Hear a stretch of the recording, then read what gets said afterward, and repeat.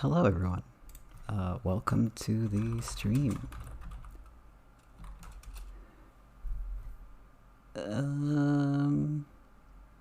Yeah, this is gonna be the final part of this episode.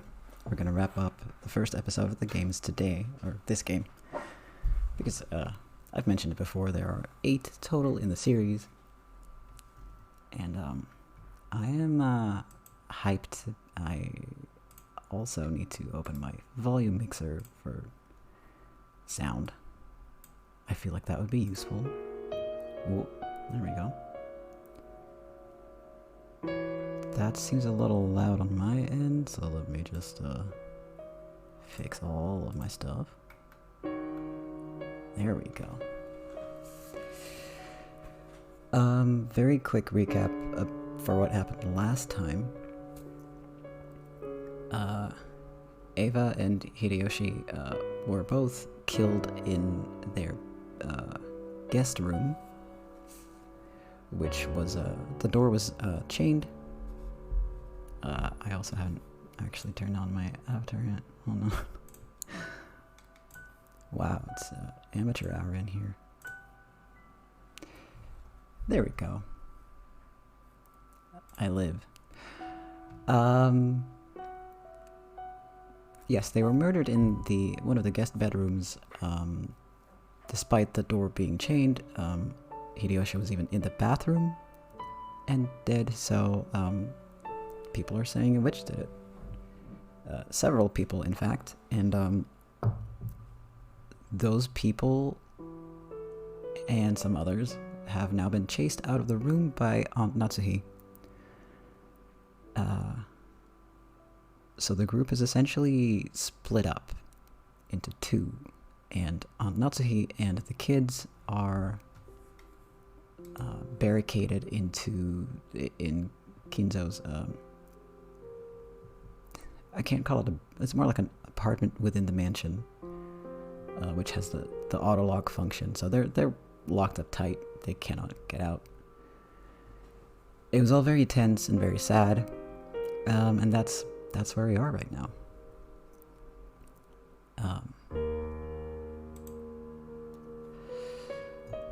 Oh, and I should point out that Maria, is, the youngest of the whole group, is with the servants who got chased out, because she's suspected of working together with the witch, who may or may not be a 19th person on the island, and who may or may not be the mastermind of all of this. We don't know. So I'm going to take a big sip of tea, and then I'm going to read.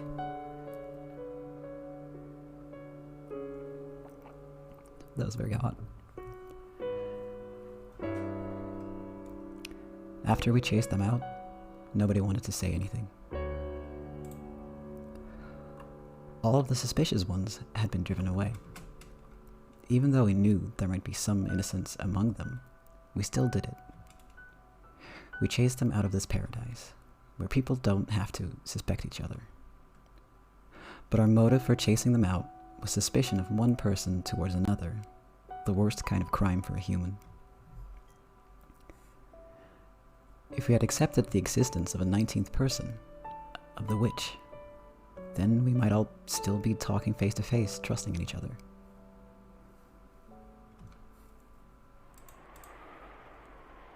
In that instant, we had agreed to chase out all of the suspicious people.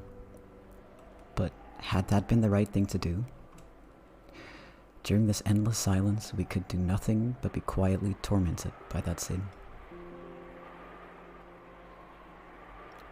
Aunt Natsuhi faced the door, without letting go of her rifle for even an instant, sitting far back in the sofa. She would probably spend the night staring at the door without a wink of sleep. George Aniki gazed through a gap in the closed curtains by the window, looking down at the courtyard and the mansion that surrounded it. I didn't know whether he was checking to see if a suspicious shadow would become visible through the window, or whether he was wondering to himself about something.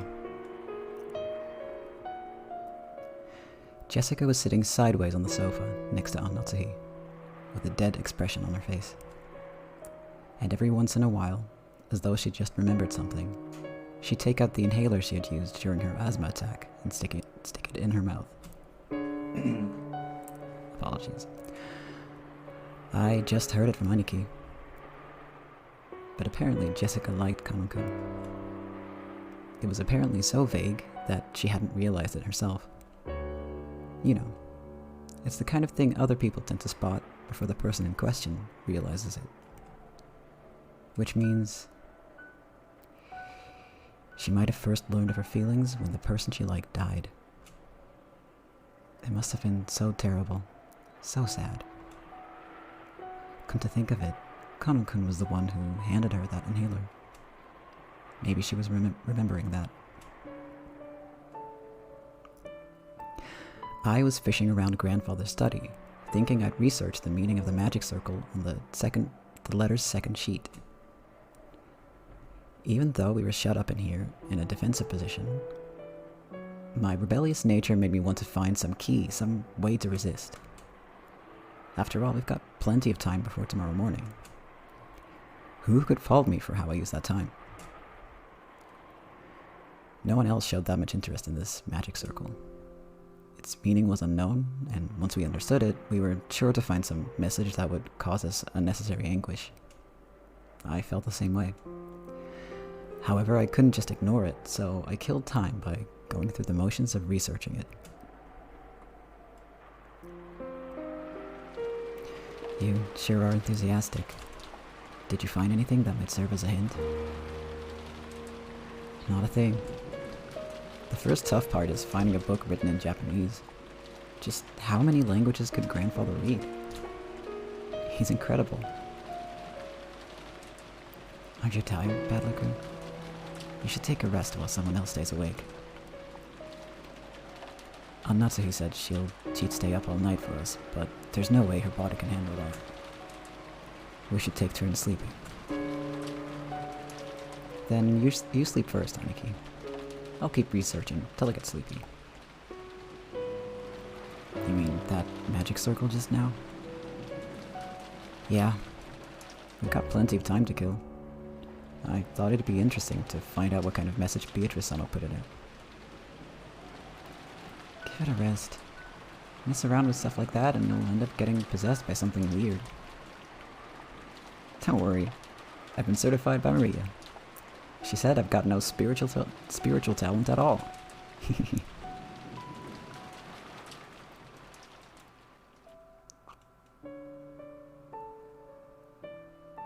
Were we too cruel to Maria? Jessica, you mustn't think that now. But Mom, if Maria wasn't involved and there's a culprit besides her, then she's obviously a soft target for the murderer. If she's killed because of this, then we've just left her to die.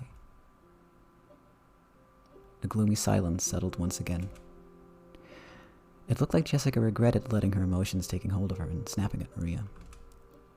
She's always been like that, always acting tough and regretting it later.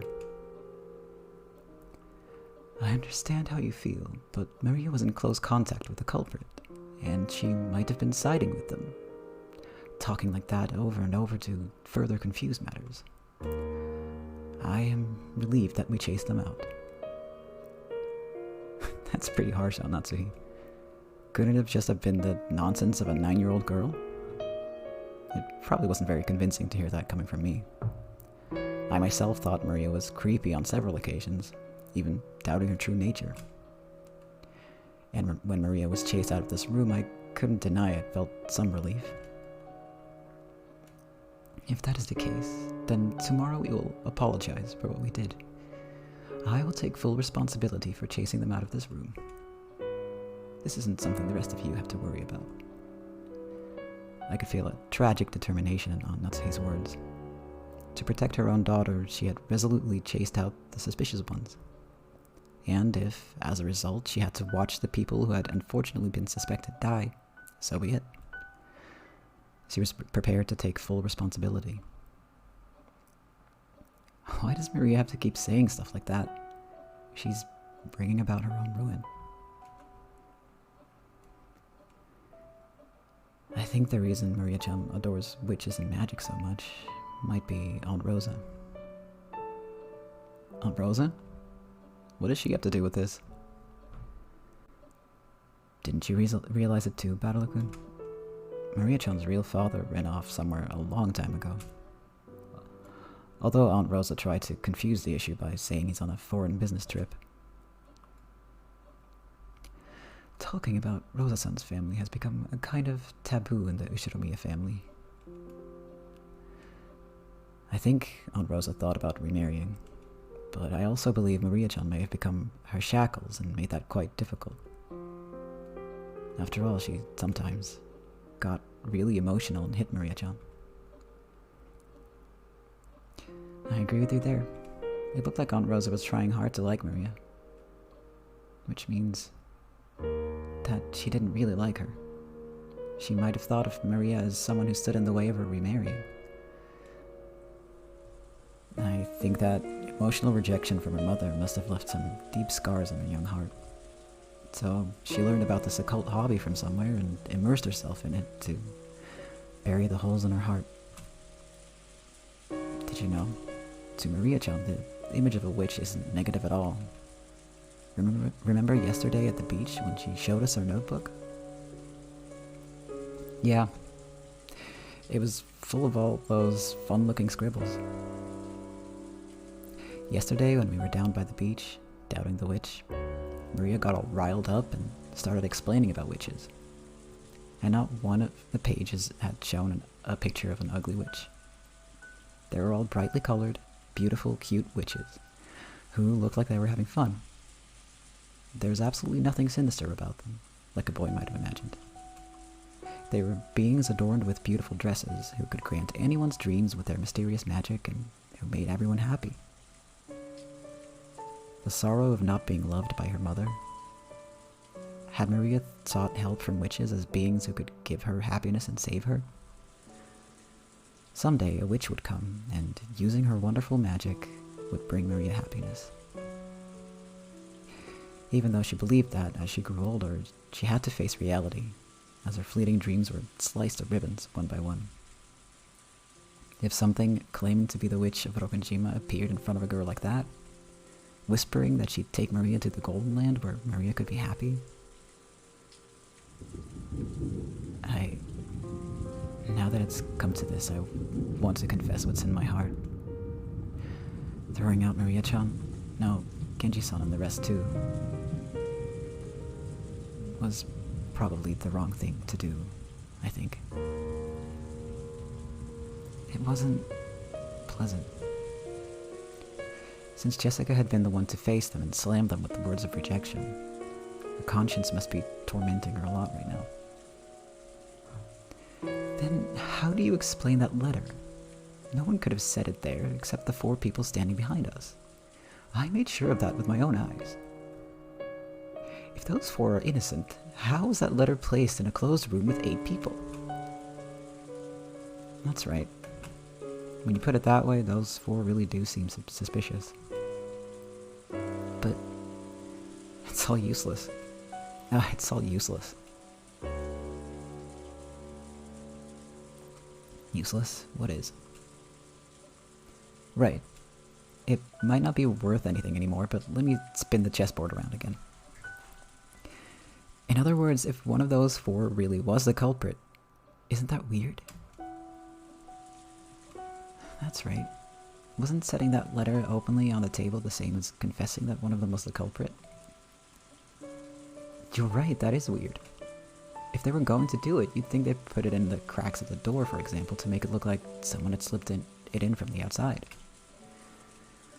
Of course, they should have known that they'd be suspected if they didn't make it look like the culprit was outside the room. Yeah, that's it exactly. If the culprit was one of those 4, setting that letter right in the middle of the table would be both risky and meaningless. But putting aside whatever trick was used to set it there, if we assume that the culprit is someone other than those 4, in other words, someone who was outside the room, then they had a lot to gain from that letter. Enough, Battle-kun. It's meaningless to discuss such matters now. Natsuhi-san quickly guessed what I was getting at. No, maybe she had thought of it long before I had, and had simply held her tongue.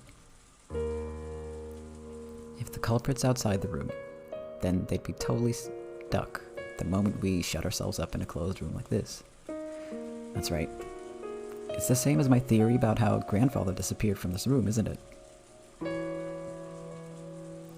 That theory was that grandfather left the room of his own accord. If the culprit used some tactic to lure him out, and grandfather left of his own accord, then... Come to think of it, when we found the scorpion magic circle on the doorknob to the study, Maria said it herself. Beatrice couldn't get through this door, but she could induce someone to leave of their own accord. Which would mean we fell for the culprit's trap completely, and sent out some new potential sacrifices.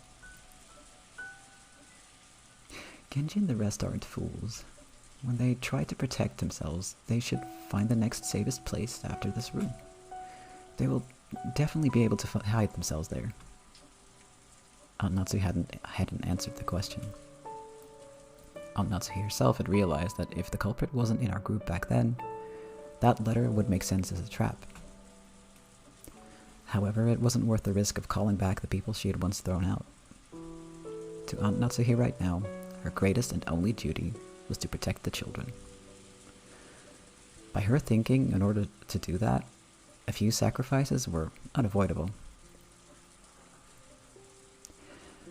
Hey, Aunt Natsuhi. Let me say something a little harsh, okay? At that time, what if, by coincidence, Jessica had also been standing behind you? Would you have chased Jessica from the room too?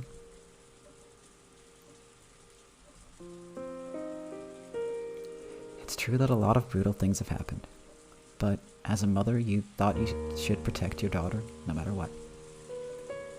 Because of that duty, you chased them out, even though you knew that you'd eventually be held responsible for it. It's not like I'm condemning that, but I was just thinking about what a great mother Jessica has. That's right. You've been dealing with these incidents since morning, and you've been pulling all of us along this whole time, without losing your composure. If you were all confused too, the rest of us would probably be in the culprit's grasp by now. So I think we all have to thank you. Thank you. So what you two are trying to say is that you want her to act as Maria's mother too? I always thought of Maria as a real little sister and adored her. And yet, a few things happened and we got a little confused. And I've said a lot of mean things to her, hurting her. Mom, please, let's stay together with Maria. No, with everyone. There is no culprit among us. The culprit in this case is the witch, Beatrice, okay? So let's stop suspecting each other. Aunt Natsuhi closed her eyes for a short while. Was she coping with her throbbing headache again? Or was she thinking of something? You are my precious daughter, the one I finally received a whole 12 years after I married my husband. I would become the worst kind of demon to protect you. That was some pretty strong language at the end there. She realized very well that her words were an idealized view of what a mother should be, but even so, she was strongly resolved to protect her daughter, even if she had to become a demon. But that was her guilty conscience tormenting her. Today's been so long. So many things happened in one day, and we've been driven into a corner so thoroughly. I wonder if we have the right to greet tomorrow the way we are now. There it is. I found it. It's this magic circle. Inside the book I'd been flipping through, I had found the same magic circle that had been drawn on the second sheet of the letter. George Aniki peered at it as well. This magic circle's name was the Third Magic Circle of Mars. The Hebrew written on it was from Psalm 77, verse 13 of the Old Testament. What God is so great as our God? The meaning of this magic circle was discord. Agitate internal divisions and cause the enemy to bring about their own downfall. Wait a sec. Seriously? Could there be a more fitting way to describe our current situation and mental state? We couldn't help but be stunned into silence. So, this letter was a trap? How did they place it here? There wasn't anyone in this room except for the 8 of us, right? Anyway, let's ignore how they got it in here for now. The culprit was after just one thing. They wanted to spread the seeds of doubt inside this impregnable room and use us to throw the sacrificial sheep out. In that case, they're after the people who went out of the room. Mom, what should we do? Those 4 are in danger. It wasn't surprising that Aunt Natsuhi remained unpleasantly silent. Even if this was all a trap by the culprit, even if the 4 who had been chased out of the room were in danger, it had nothing to do with the safety of the 4 people in here. And there was no way to prove the innocence of the 4 people we chased out. If we're willing to let them die, then we shouldn't leave this room no matter what. That way is safest. At that time, suddenly, the piercing sound of a phone rang through the room. It was the antique extension phone set on the table in Grandfather's study. It had rung right after we started talking about the letter being a trap. It was natural we'd think of it as an SOS from the ones we chased out, but then Aunt Natsuhi spoke. Why a phone call? The phone should be broken down and unusable. That doesn't matter. If that's Maria calling for help. If the problem with the phones was the culprit's work in the first place, then this call is probably... With that one sentence, the ring of the phone, which had once sounded like a scream for help, now started to sound like a ghastly lure from some unknown person. Aunt Natsuhi hesitated over whether to pick up the receiver. Let's pick it up, Aunt Natsuhi. The phones might have been fixed for some reason. It could still be an urgent call from Maria-chan and the rest. That's right. And if it actually is a call from the culprit, bring it on. Why don't we listen to what they've got to say? It's just a phone call. No matter what they babbled through the receiver, it's not like it's gonna hurt you. If you don't pick it up, then I will. I will take it. Hello? I stretched out my hand to take the receiver, but Aunt Natsuhi grabbed it before I could reach. We all held our breath, trying to figure out who the person on the other end of the phone was. But for a while, Aunt Natsuhi kept saying, hello. A silent phone call?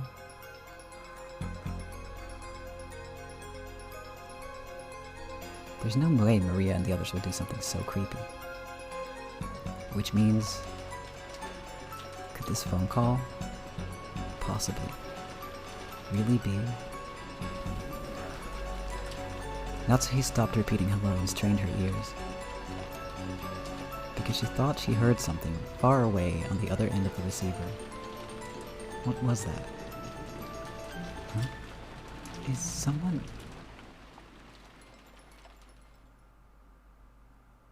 singing? What do you mean singing? I don't know. Faintly, from the other end of the phone, I can hear someone singing. I wonder what it could be. Give it here for a sec. Hello?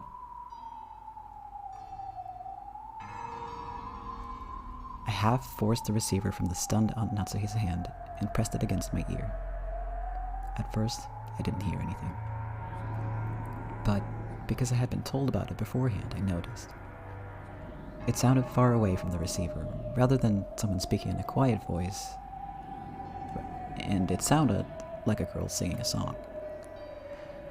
That voice did sound like Maria's, but that just made the situation even more inexplicable. At the very least, the one who had made the phone call hadn't been Maria. After all, Maria was singing some song far away from the receiver. In that case, the one who made the phone call should have been Genji-san, Kumasawa-san, or Dr. Nanjo.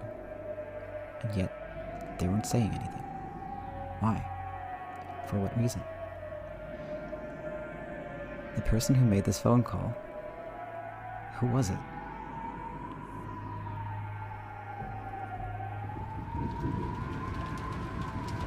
I'm gonna take a quick break. I also just realized that I started an hour early with this stream, which is very professional. But I'm gonna get some water and stuff, and yeah. BRB.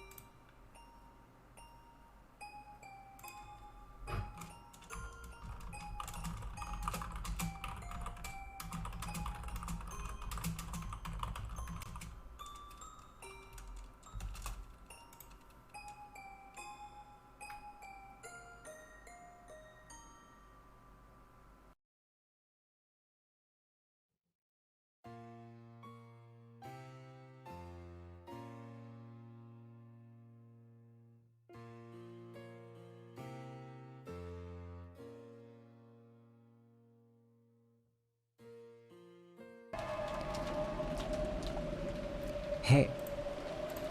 Hello? Who is it? Answer me. Is that Maria singing? Answer me. What's happening? What is it? I don't know. All I can say is, this is probably a trap and Maria's in trouble. Aunt Natsuhi took the receiver again, but after yelling into it several more times, she realized she wasn't getting anywhere and hung up. After that, she dialed quickly. Then, she clicked her thumb. That's right. If the phones are working, we should be able to reach the police. But, judging by Aunt Natsuhi's reaction, the outside telephone line still didn't connect. Let's go. Even if we know it might be a trap, we have to go. Yeah, definitely. Jessica, Aunt Natsuhi, stay here. When Aniki and I tried to dash out, Aunt Natsuhi stopped us. Hold it. I cannot let you go alone. I will go too. Jessica, wait here. What, so I'll be the only one left out? Nice try, but I'm going to. Yeah, it might be better that way. If the goal of that phone call was to split us up further, it wouldn't be a good idea to leave someone to watch this room. There's no time to argue. Let's all go. Natsuhi raised the rifle high and took the lead.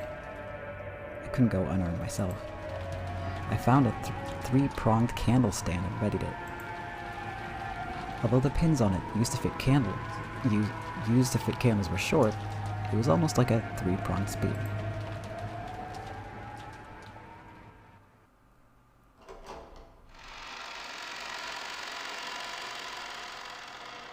Then, the four of us left the study.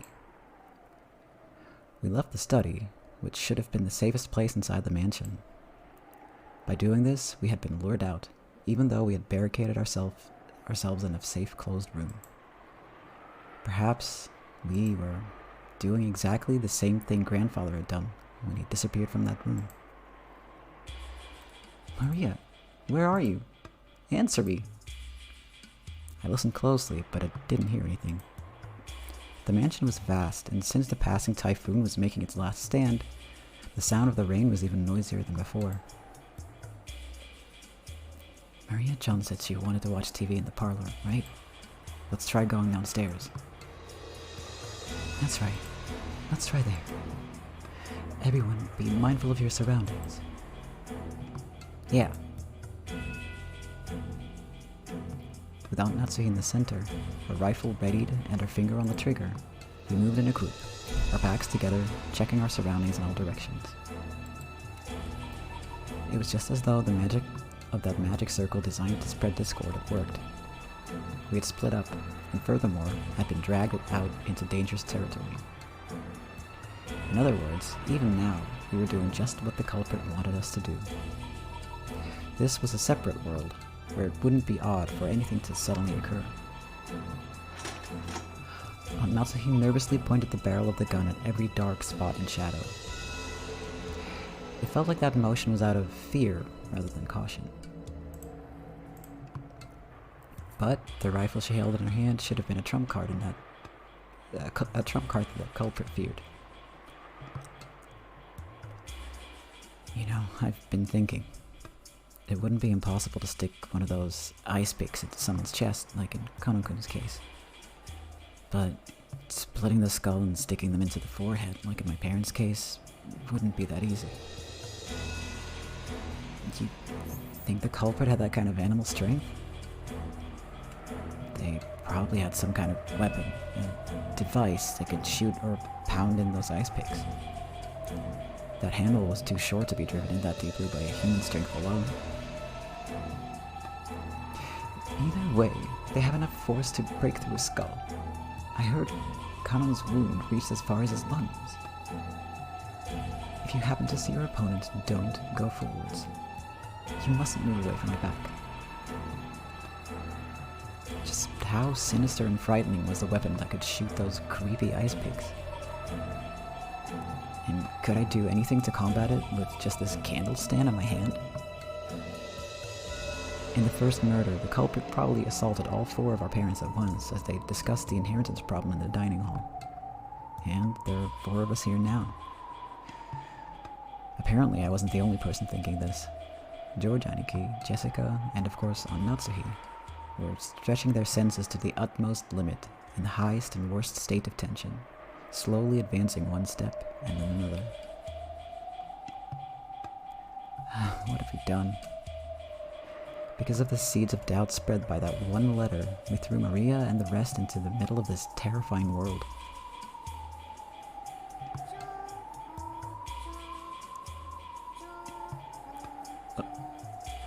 Oh, there's actual singing.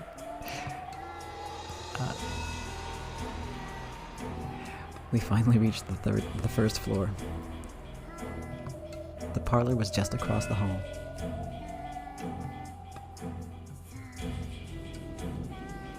When we listened carefully, we could hear it faintly.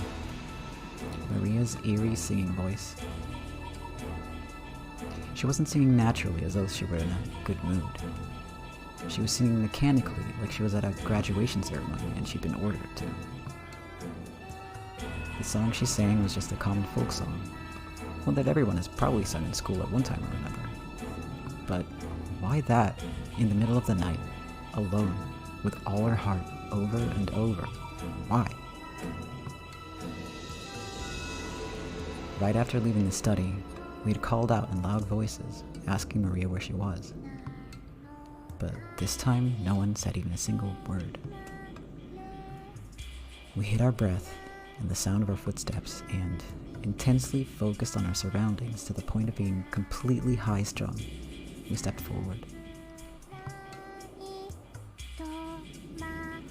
The door to the parlor was closed, but we could hear Maria's singing voice through it.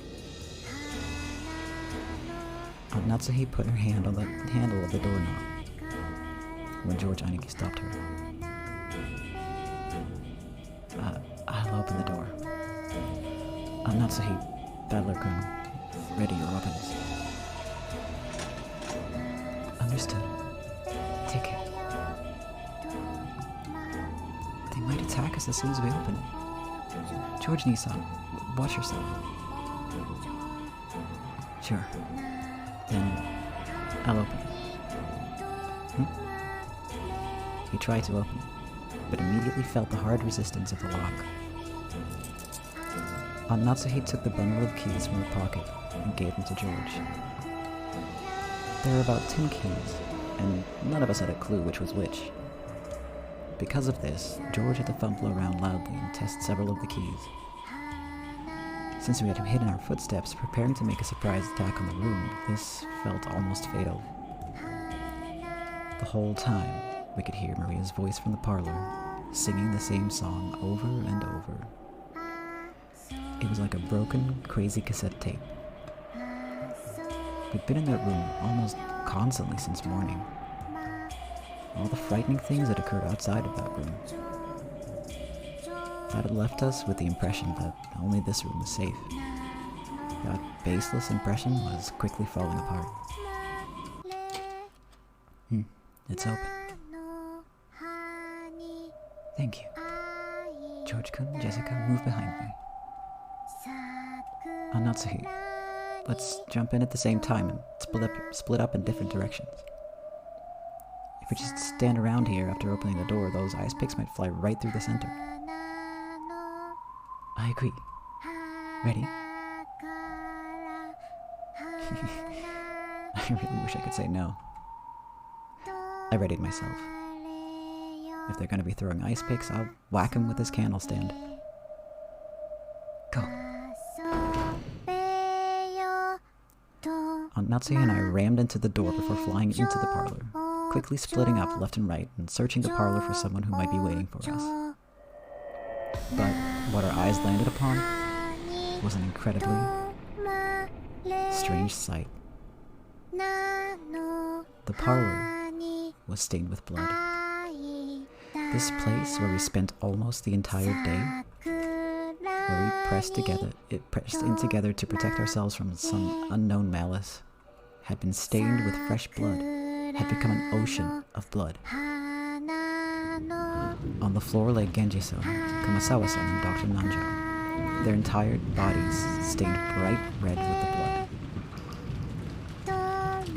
But the only way we could identify them was by their clothes. That was because, that's right, this is how the whole tragedy started. Their faces. Just like our smashed up parents in the shed, you couldn't tell where their eyes stopped and their noses began. It was as though they really plunged their faces into tomato pot pies all squished up. And that wasn't all. Their bodies had other ones. It was those demon ice picks.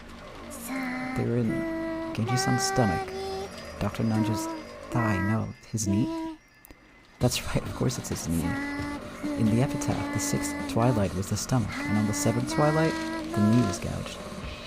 So, after seeing one of them stuck near Kumasawa Bachan's calf, I couldn't help masochistically laughing. That's right. On the 6th twilight, gouge the stomach and kill. On the 7th twilight, gouge the knee and kill. On the 8th twilight, gouge the leg and kill. Now even the 8th twilight is over. And the next one, the 9th twilight, what was it again? Maria was there.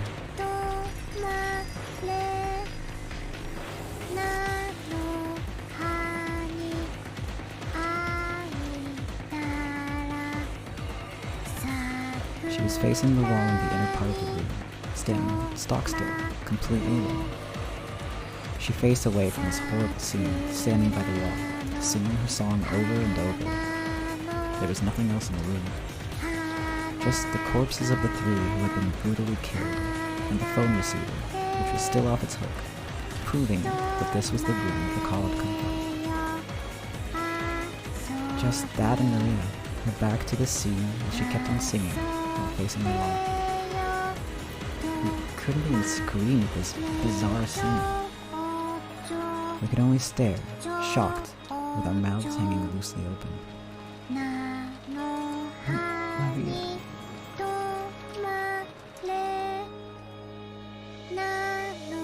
Jessica called out to her, but Maria showed no reaction. Alone, she kept singing on and on. We had come here trying to save Maria from some approaching danger. So, now that we had found her, we should have been running up to Maria, hugging her, joyous that she was safe. And yet none of us, not one of us could do that. Everyone thought it, but they couldn't say it. After all, because that's right, even if it's crazy, no, it couldn't be. Maria, stop singing. Are you listening? At some point, Amnati and I had pointed our weapons at Maria's back. I yelled at Maria in a violent voice, but there was no reaction. She just kept singing. With the candle stand still ready, I ran up to her and forcefully, no, violently slammed my hand down on her shoulder. And then I pulled on her shoulder, forcing her to turn around. Ew. Maria's small body was quickly pulled down and fell. And, as though unhappy at having her singing interrupted, Maria looked into my face with her usual expression. Even in this gruesome situation, she was just like normal. Maria, what is this? Who did it? Ooh. Beatrice. Cut that crap. I threw the candle stand I'd been holding against the wall.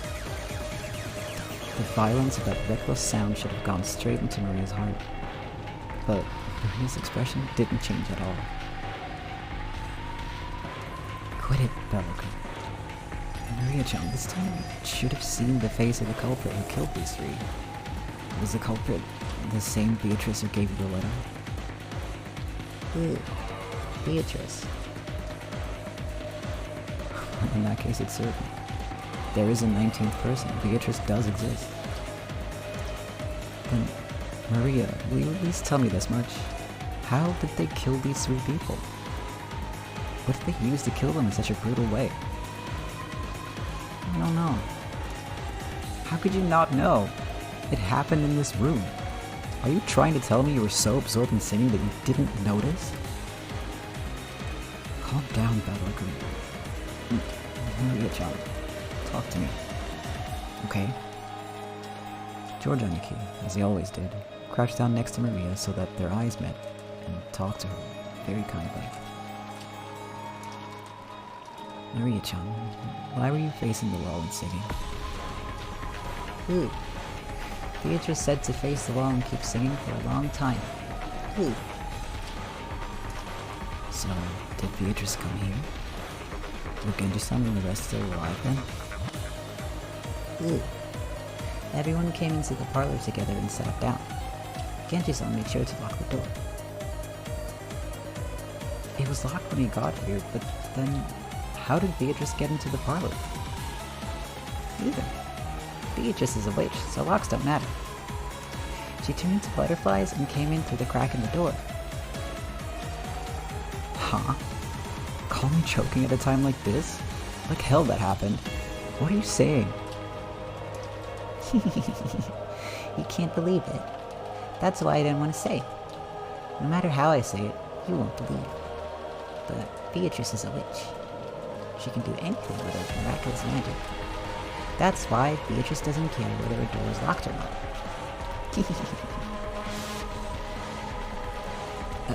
And then, after Beatrice appeared, what happened to everyone?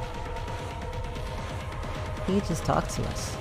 She said grandfather's study was protected by a powerful force, and she couldn't enter no matter what she did. She told us she'd select 3 sacrifices from the 4 people in the parlor. Everyone said, no way.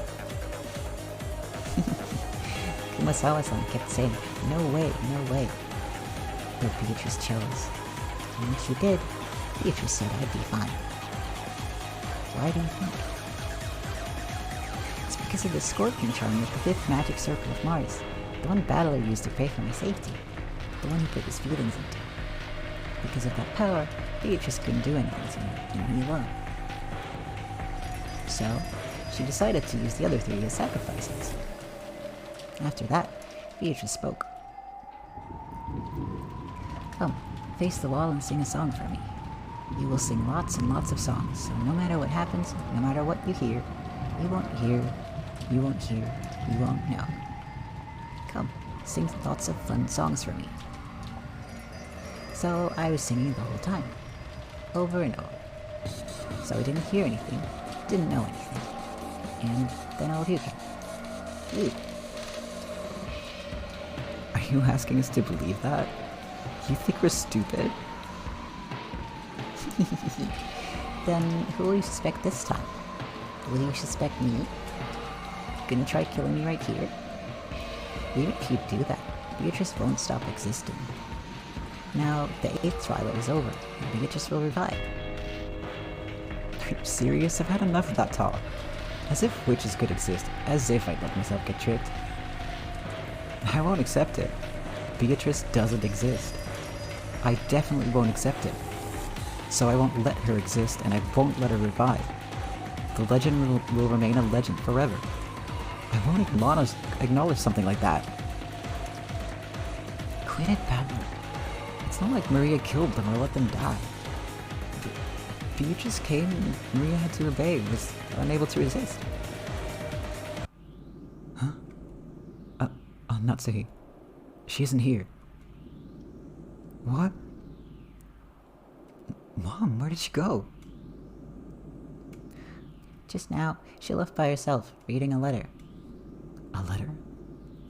That makes sense. The culprit must be so exhilarated now that we've reached the 8th twilight. They might have left a letter so that they could brag even more. We were so wrapped up in questioning Maria that we forgot to look for a letter. But even as well-armed as she was, why had she left the room by herself in this dangerous mansion after reading it? Jessica tried to chase after her and tugged at the handle to the door, but it resisted strangely and wouldn't open. Mom! Mom! What's going on? Open up! Open up! It was only natural. Natsuhi had picked up the candle stand, which Battler had thrown at the wall, and which had fallen to the floor. She had then skillfully wedged it between the doorknobs on the double doors like a bolt, holding them closed.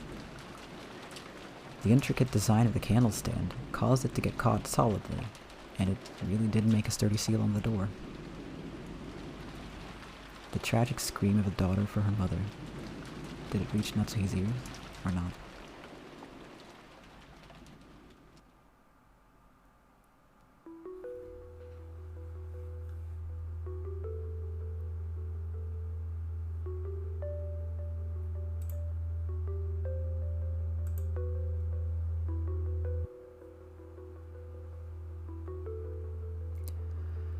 Natsuhi's figure was alone in the entrance hall. It was the place decorated by the portrait of Beatrice. Natsuhi threw down Beatrice's last letter, the one she had read in the parlor, readied her rifle again, and in a voice that rang clear, yelled in the massive space that was the entrance hall. I am Ushiromiya Natsuhi, representative of the Ushiromiya family. Show yourself. Golden Witch Beatrice. Welcome back. The entrance hall was dimly lit. Other than faint light which shone on the center of the room, everything was blotted out by the jet black darkness. In that darkness, butterflies glittering in gold squirmed, twinkled, and sneered. Natsuhi gave one more huge gulp and pointed the cold barrel of the gun at the gold butterflies. So you finally show yourself. I still can't believe that something like you really exists. But that isn't the problem. Both I, who bear the title of representative to the Ushiromiya family, and you, who claim to succeed the headship of the Ushiromiya family, are here right now. At this point, whether you are a witch or not is a trivial matter. Come, let us settle this. Which of us will truly succeed the Ushiromiya family? I, Ushiromiya Natsuhi, or you, Beatrice? Allow me to respectfully accept your request for a duel.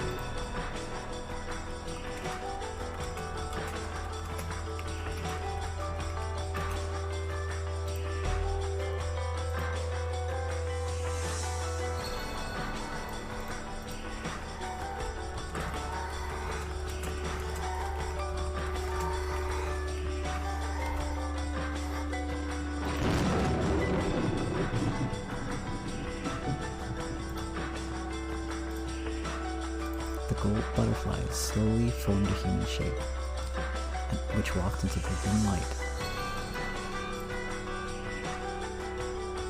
Natsuhi readied the rifle and glared. The witch raised her golden staff overhead and laughed. Natsuhi's finger slowly squeezed the trigger.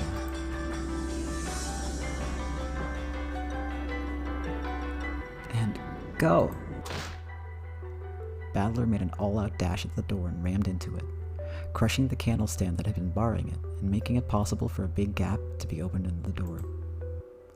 He kept kicking the candle stand through that gap, and the door was finally released.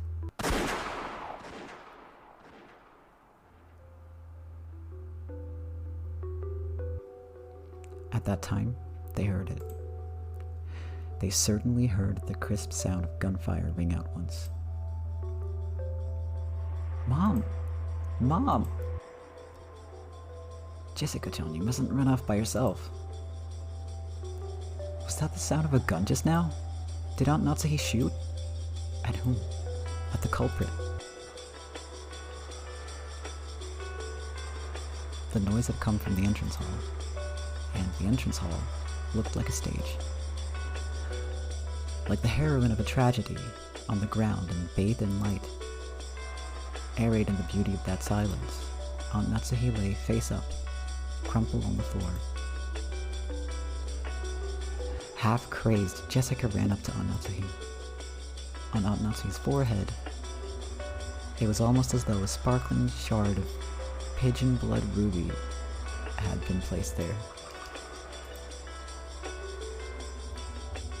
And from it, one stream of blood makeup passed by her eye and began to traverse her face. The faint smell of gunpowder smoke came from the barrel of the rifle Aunt Natsuhi still grasped. Then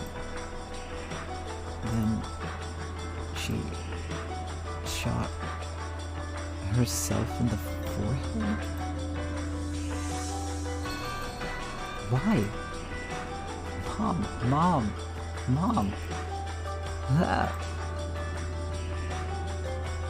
I don't get it. Why did Aunt Natsuhi run away alone? Why did she shoot through her own forehead? Maria-chan, Aunt Natsuhi left the room after reading a letter, right? There's no letter here. Damn it, what did Aunt Natsuhi read, and why would she lure it out here? I don't know. Who cares about that? What the hell? Why did she kill herself? Why did she leave me all alone? Jessica clung to her mother's corpse, crying earnestly.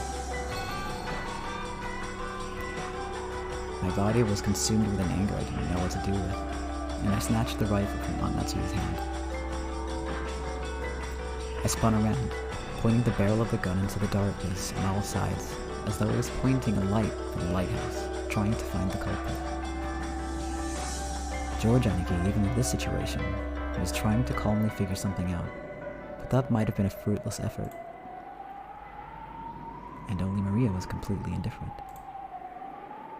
So, is this all supposed to be some kind of predetermined fate? No, that's not it. This is all a prelude to a wonderful world. The door to the Golden Land will finally open. On the 9th twilight, the witch shall revive, and none shall be left alive.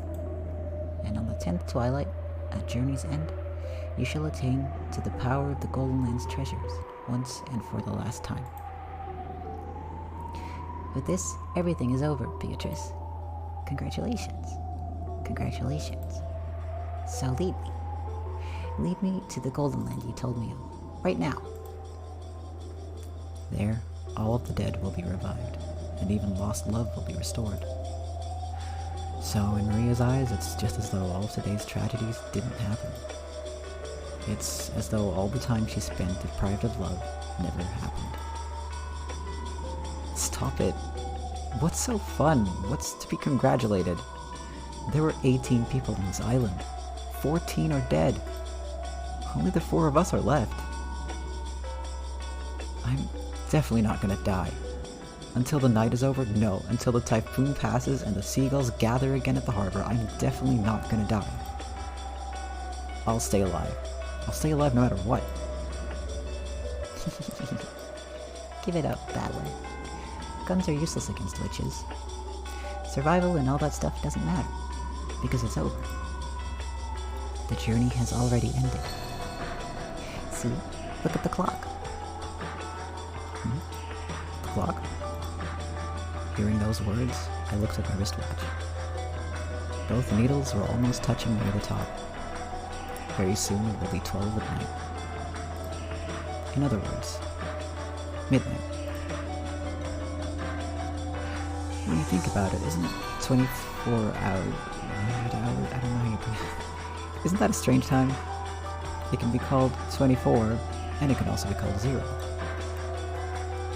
It's the hour at the culmination of the previous day, and at the same time, it's hour 0 as the next day begins.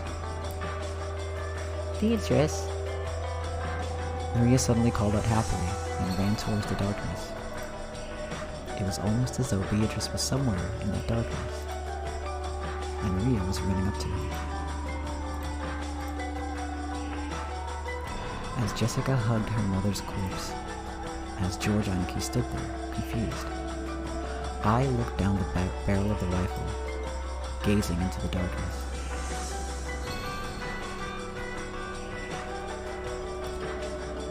The space in front of Beatrice's portrait lay in that direction, and the thing Maria was running up to was the portrait's subject. You've got to be kidding me. This is impossible. Like, I'd fall for something like this. Witches don't exist. I won't accept it. Something like you shouldn't exist. Because this is a human world. You think I could accept something that's not human? I definitely won't accept it. When I pulled hard on the rifle's lever, the cartridge was ejected, fell on the floor, and a new cartridge was loaded. Then, I sighted the witch down the barrel. Maria turned around. Still clinging to the golden witch, she turned around. Didn't I tell you it was meaningless? Mere lead bullets are meaningless against Beatrice. Humans are so stupid, aren't they? I won't accept the existence of witches. Who are you? Just try moving one step. Just try moving one finger. I'll blast you away.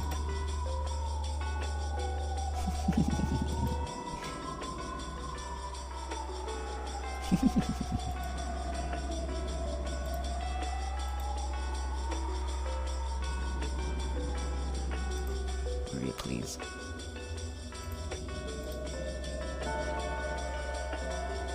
As the witch, no. The witches laughed. Even the large clock in the hall joined in on their laughter. It was probably telling us that the time was 2400 hours. It was both a tone telling us that we'd reached the culmination of this day, and a tone informing us that all had returned to nothing. The rule that the witch would win when the time ran out had already been revealed. Fowler, George Nichan, and Jessica. The journey is ended, and the witch has revived, see? And none shall be left alive. The witch shall praise the wise and bestow 4 treasures. 1 shall be all the gold from the golden land. 1 shall be the resurrection of all the dead souls. 1 shall be the resurrection of the love that was lost. 1 shall be to put the witch to sleep for all time. Sleep peacefully, my beloved witch, Beatrice.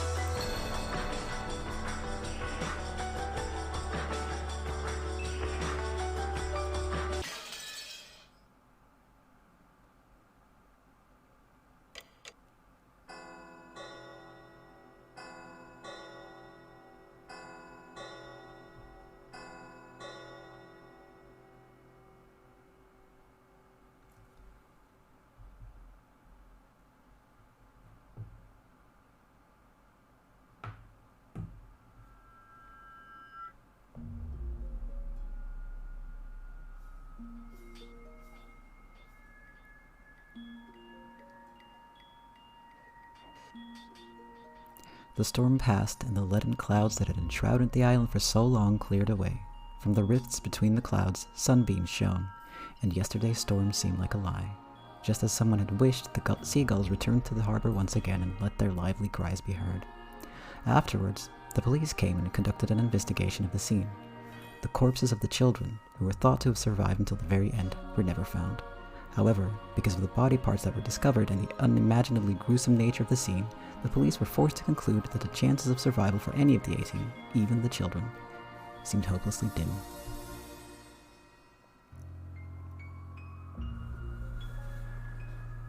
Just how gruesome was the banquet of the witch, and how beautiful was the Golden Land? They were the only ones who got to hear that tale. No tales were told to those humans who arrived after the banquet was over. The best they could do was imagine what might have happened during those 2 days. However, the witch was fickle. She made a point of leaving behind this tale, which didn't need to be heard, and it was allowed to spread. Then, many years later, a strange wine bottle that had drifted on the waves to the pier of a neighboring island was pulled out by a fisherman. Inside it was a thin, tightly rolled notebook fragment, which, written upon in cramped small letters, written there was this tale. This notebook fragment. People will finally learn the truth of this mysterious and riddle-filled 2-day period. Oh my god. I cannot keep up with this, and there is no pause.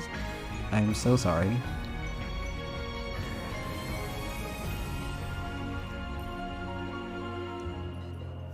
I wish these were a little slower.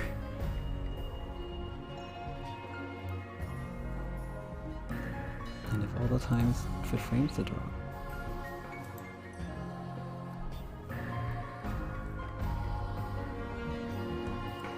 Incidentally, as a result of an open up, or I cannot keep up with this. I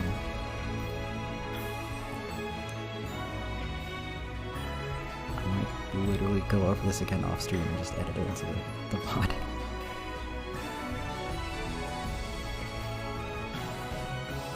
By the time you have read this, I will probably be dead, although there may or may not be a corpse.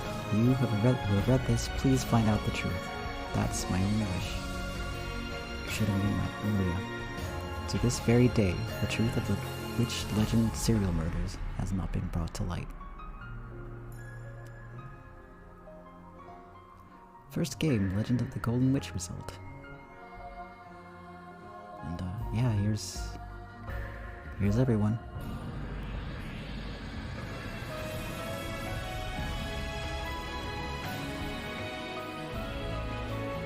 Again, there's no way for me to actually read this aloud. Sadly.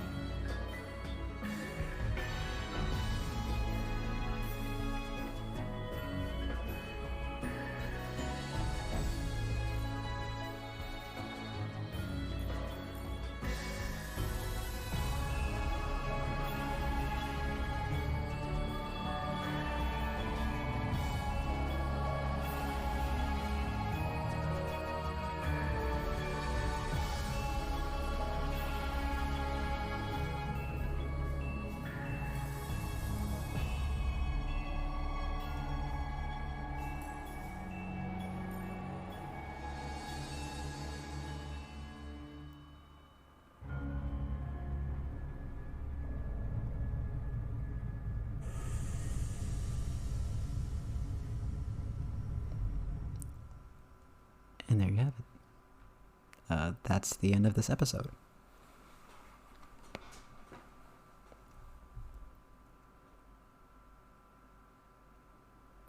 However,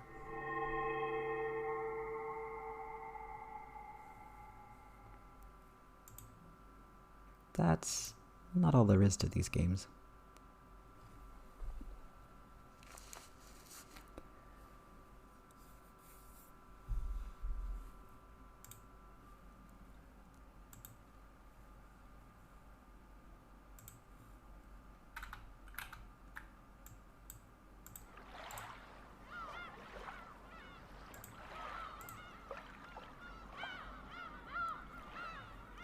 For you see, there's a new button. Tea party. You've done well to make it this far. Have you enjoyed your stay on Rokujima? The Golden Witch has granted you an invitation to her tea party. We hope that you choose to attend. So what that means is there's a little bit of story after the story. And I'm gonna take a quick break to get some more water and stuff, and after that we're gonna continue with the tea party. Be right back.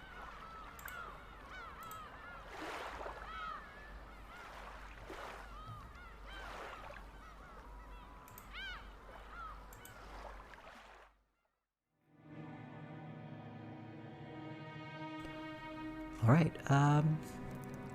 so welcome. Sorry, my model's mouth is moving funny. Anyway, that doesn't matter. That's not why you're here. First off, thank you, Kit, for the raid. Also, hi, I hope you're doing good. I'm happy to see you. So essentially, yes, we did just finish the game.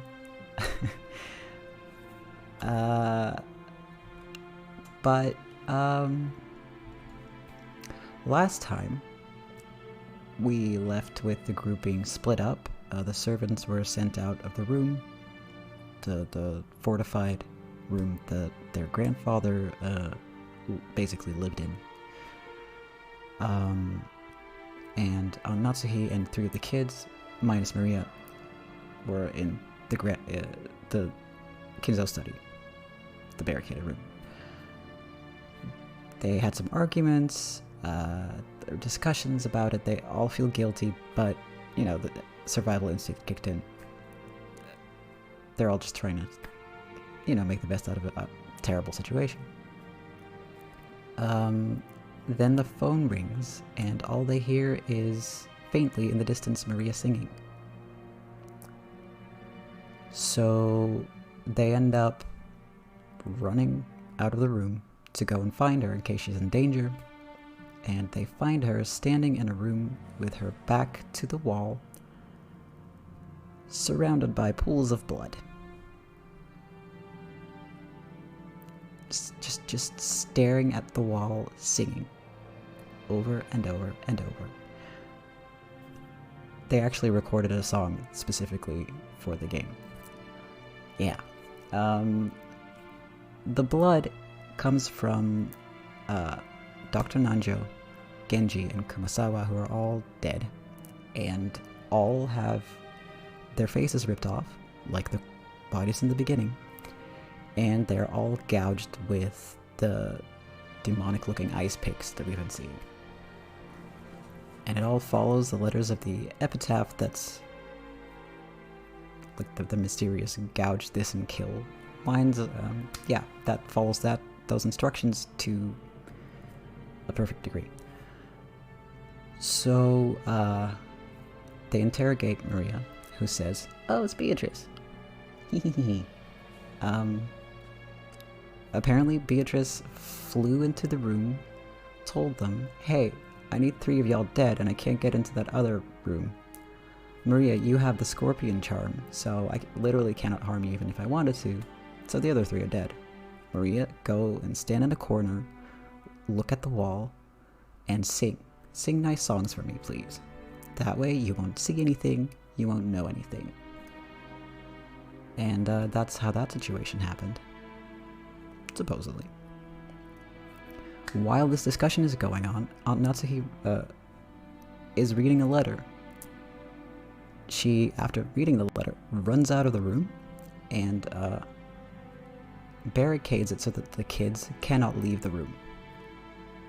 So they're stuck in there. They manage to get out eventually, and they find her with a bullet wound in her forehead that looks like it's coming from the gun that she herself is holding. And we get a little scene with her as the focal point, and she challenges Beatrice to a duel. So, for those of you who don't know, Beatrice is the witch that supposedly committed all the crimes in this game. Whether she's real or not, there's some discussion about that. And then Maria rambles some more about the witch, saying, "Hey, well, she wins. And now we're all going to go to a happy dream place called the Golden Land, and it's all going to be fine. And then the credits cut in, telling us that all 18 people on the island have been found dead. Well, no, not quite. The kids were never found. But they're assumed to be dead. And one of the things they did find was Maria's jawbone. So she was most likely dead. And what they also find years later is a bottle with essentially a manuscript writing, just describing everything we've read now. And a message saying, please find out the truth. And it's signed Ushiromi and Maria. And that's it, that's all we know. However, when you complete these games, new parts unlock. And what we're about to go and read is the tea party section. Every episode comes with a tea party. And hopefully we're going to find out a little more about what the hell is going on in that. I'm just going to get another quick sip of water. But yes, it's all very spooky and mysterious. Let me just turn off the music. There we go. Alright, so let's start. Episode 1 Tea Party. Yeah, the ending is a lot. Purgatory.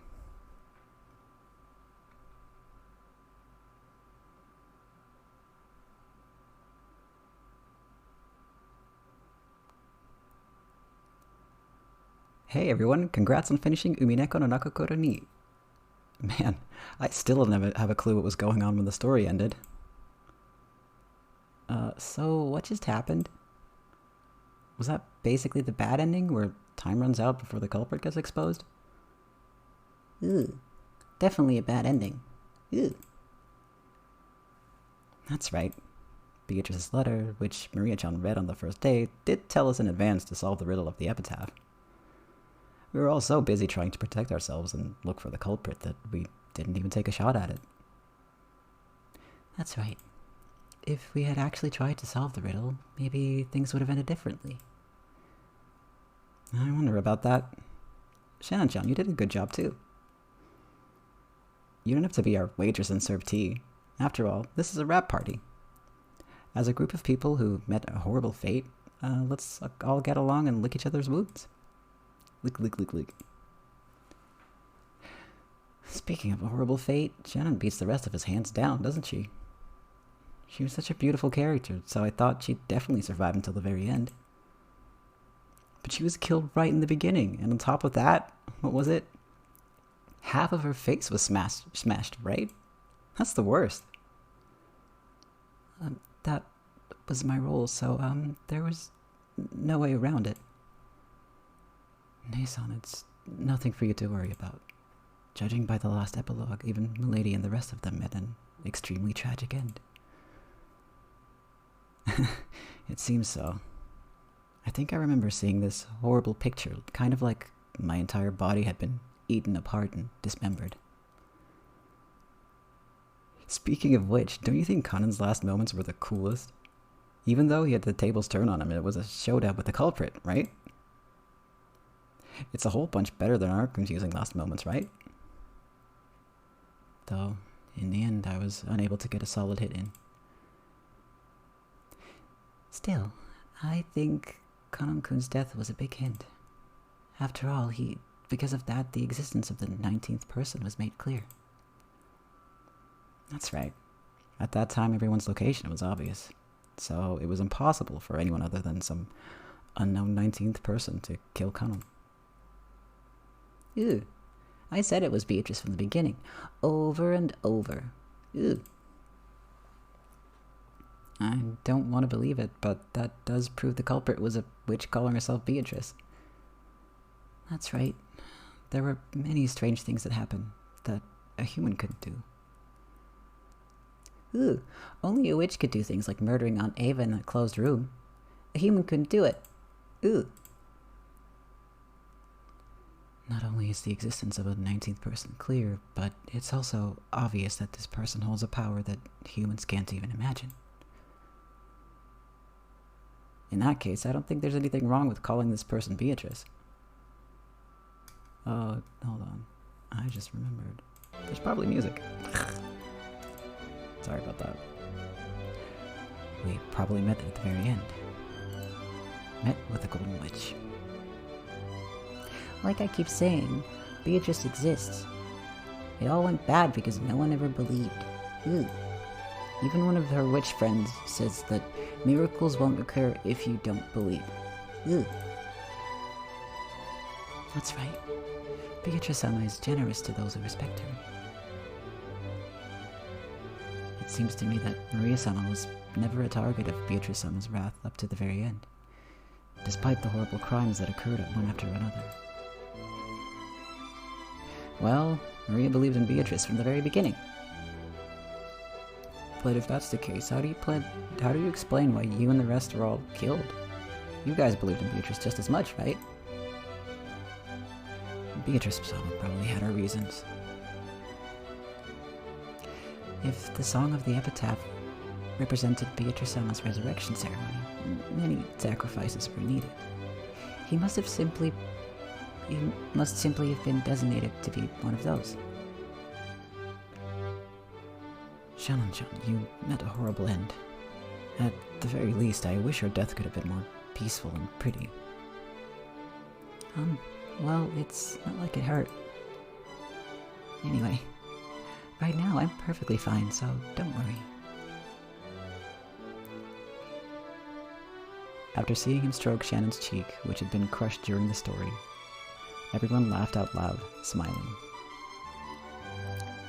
Well, it feels a bit weird saying this, but I was sure this story would fit into the standard mystery genre. I'm a bit surprised to find out that it's a fantasy.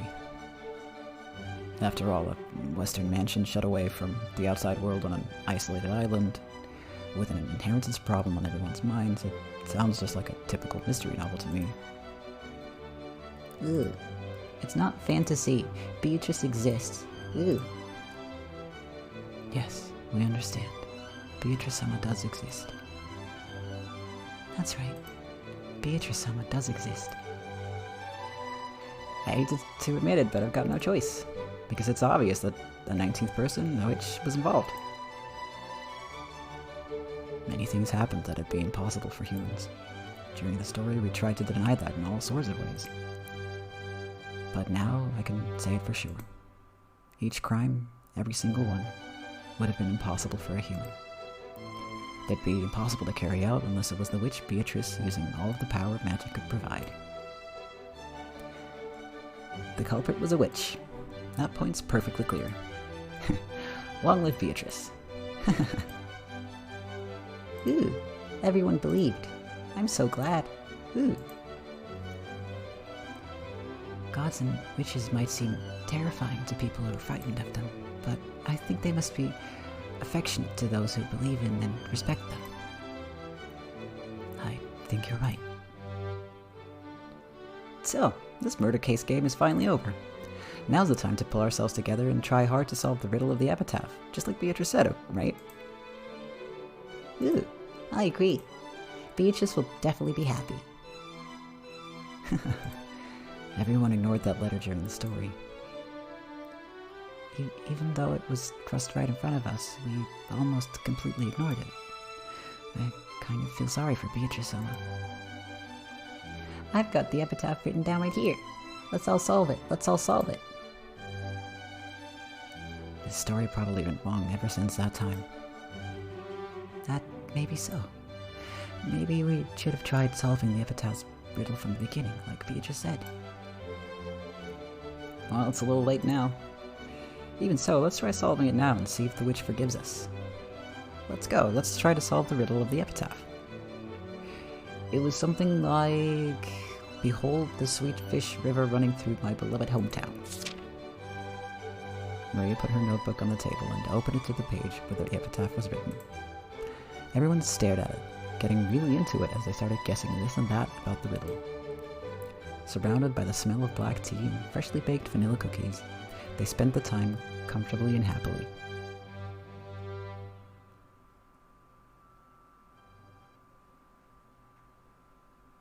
Hold on a second, you guys. But Battler spoke in a way that cut through the conversation. His expression looked a little unhappy. What could he not like about all of this fun? I've been listening to you guys for a while, but why did you all stop thinking? Why are you so sure that the witch was behind all this? Don't you realize something like that can't exist? With just those words, the happy atmosphere surrounding the tea party evaporated in an instant. George and Jessica, and Shannon and Connor, and Maria. All of them stared blankly, wondering what in the world Battler was talking about. Even the foolish, arrogant Battler realized that he hadn't chosen his words well. But because isn't it clear that these crimes were impossible for a human? That's right. That's right. None of the cases would have been possible for a human. That's true. After all, wasn't it full of things that humans couldn't explain? I don't understand what you're saying, Battler-sama. I'm the one who doesn't have a clue what you guys are talking about. Isn't it obvious that humans committed these crimes? There's no way something like a witch exists, right? Then, what about when I was killed in the storehouse, and something horrible was done to half of my face? If the culprit was human, how could they have accomplished it? Well, it's hard to imagine how they did something that awful. But that was the Rose Garden storehouse, right? I'm sure there were plenty of weird tools in there. Let's say they used some electrical tools, like a grinder or an electric saw.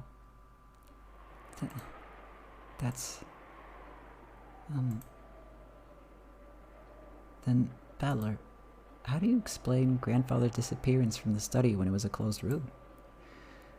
Even though the door was sealed, Grandfather just suddenly disappeared, right? Well, we talked about that during the story, too. It's not impossible that Grandfather used some trick to fool the receipt. It's also possible that he went out the window, fell down, and Aunt Natsuhi locked the window from the inside. I could think of a bunch of tricks you could use without relying on magic. That makes sense, but... In that case, Battler-kun, how do you explain the way my parents were killed in the guest room? The door was sealed by the lock and chain. Naturally, the window was sealed too. How do you think a human could have killed my parents? Well, we did have to leave that trick alone during the story. Anyway, there's at least a good chance the culprit had a key. And it was possible to look in through the crack of the door that the chain allowed. I know this is a stretch, but it's possible some device was used through that crack. Like, maybe they stuck something through it? Well, even though a door chain is incredibly simple, it's a big factor in setting up a closed room. Still, there's probably some closed room trick they could have used.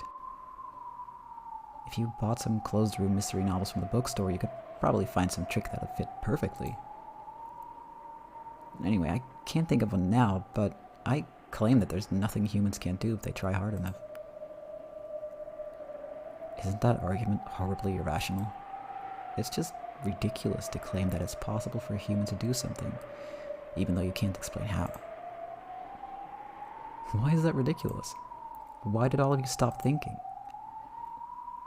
Even something that looks impossible has to be doable. Doesn't it always work like that? Battler, you're the one being ridiculous. If you think a human could have done it, try explaining how. You can't, can you? And you're okay with saying the culprit is a witch just because I can't explain it? With that argument, all the unsolved crimes in the world could be resolved by saying a witch is the culprit. Battler, you're sidestepping the issue and you aren't explaining anything. We're saying a human couldn't have done it. Therefore, the culprit is something that isn't human. And that something is a witch. And yet you keep arbitrarily deciding that witches are impossible even though you can't explain anything. It's almost like humanity was during the Dark Ages. Like those fools who claimed the heavens spun around the earth. Those who said that the earth couldn't be spinning, even though they couldn't explain why.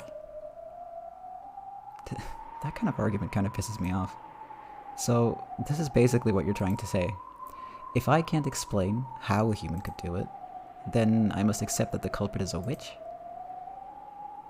It's not like we're forcing you to go that far. We were just wondering on what basis you can say such nonsense.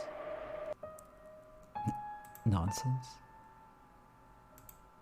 Hey, have I really been saying something that weird just now? Am I the one who's crazy? You guys are really starting to freak me out. Battler-sama, when I died in the boiler room, I was killed by a 19th person who shouldn't exist. Can you explain how a human could have done that? At that time, the locations of the A-Team were well known. Even so, I was killed. We talked about that in the story as well, right? Kumasawa-bachan, for example. She said she followed right after you and headed down to the boiler room, but we can't know for sure whether that was a lie or not. For all we know, she might have entered the boiler room with you and caught you by surprise. Or maybe when you stepped into the boiler room, you activated some kind of trap. One that might have been set up to hit you with one of those ice picks. After all, the stink of Grandfather's body was coming from the incinerator.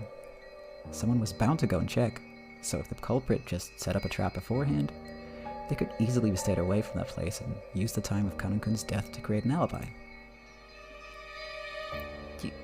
You talk about a trap in the boiler room, but what kind of trap could that be? That's right. Following his death, everyone immediately ran over to the boiler room.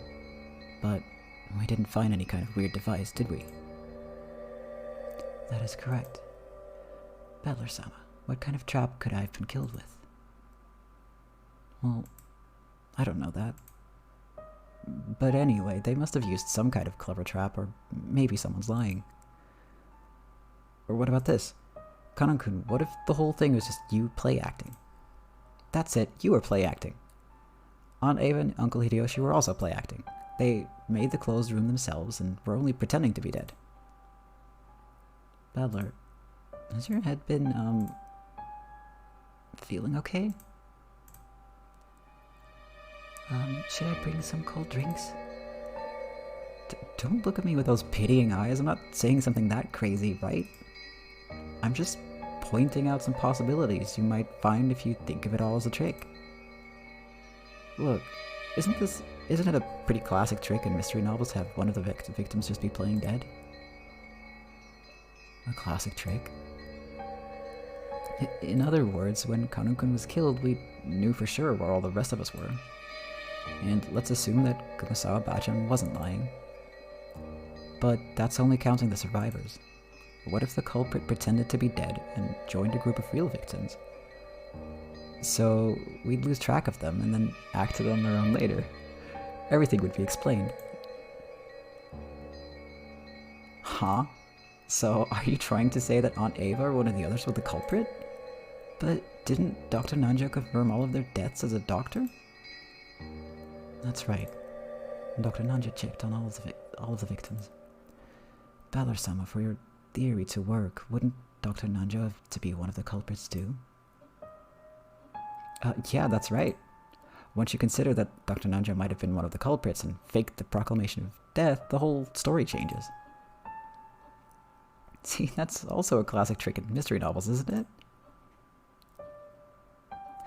But Dr. Nanjo was also killed, right? About that. That's right, Dr. Nanjo faked his death. After all, there wasn't anyone except Dr. Nanjo who could examine corpses properly, and everyone was really confused then anyway. We didn't have any spare time to check and see if he still had a pulse. With this theory, any of the dead people could have been walking around.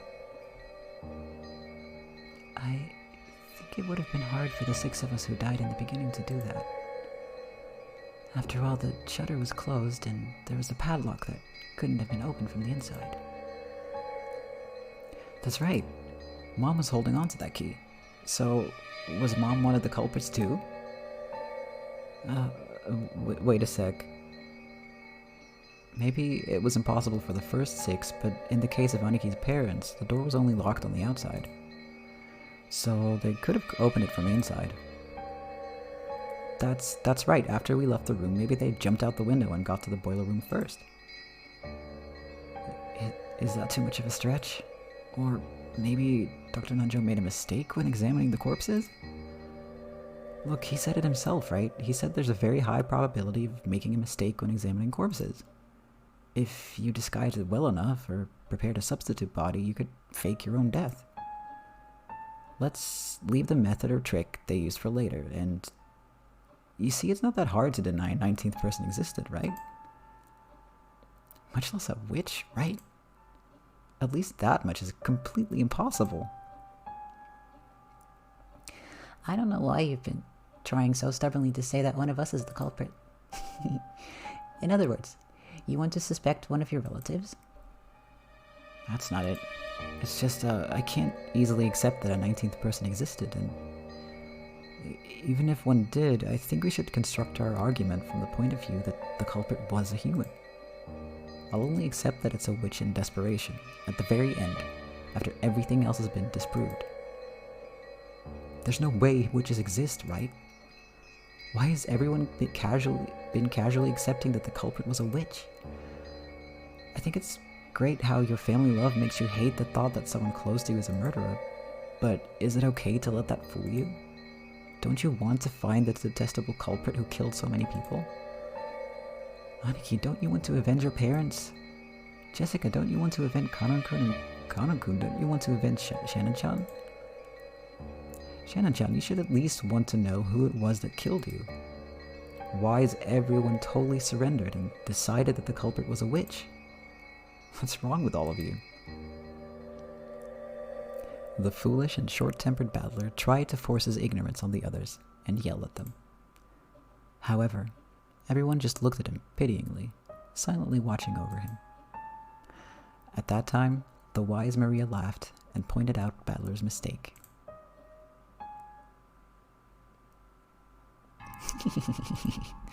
I'm shocked. All I see is you repeating this nonsense, thinking you've figured something out, Battler. So, what's next? How would a human do it? In practical terms, I mean. I imagine you'll say, I just can't think of anything right now, or with some kind of device, using abstract words to run away and evade the topic. What I really want to know, Battler, is this. Why don't you believe in Beatrice? She exists, so why don't you believe? Because she doesn't exist. Witches don't exist. There's no way. It was almost like a spoiled child who just doesn't want to accept something. The pitying gazes quietly closed in around Battler, but they didn't reach his stubborn heart. You realize you're acting just like a spoiled brat throwing a tantrum, right? Battler-sama, I understand your feelings, but Beatrice does exist. Battler-kun, why don't you believe? Even though there's so much proof. I don't accept the argument that the witch must have been behind everything just because I can't explain it. Does this mean that if you don't know how a light bulb shines, then magic is the cause? That's wrong, isn't it? There's nothing that can be explained without magic. Hi Jeff, you missed some stuff. Everyone died and then this happened. But welcome.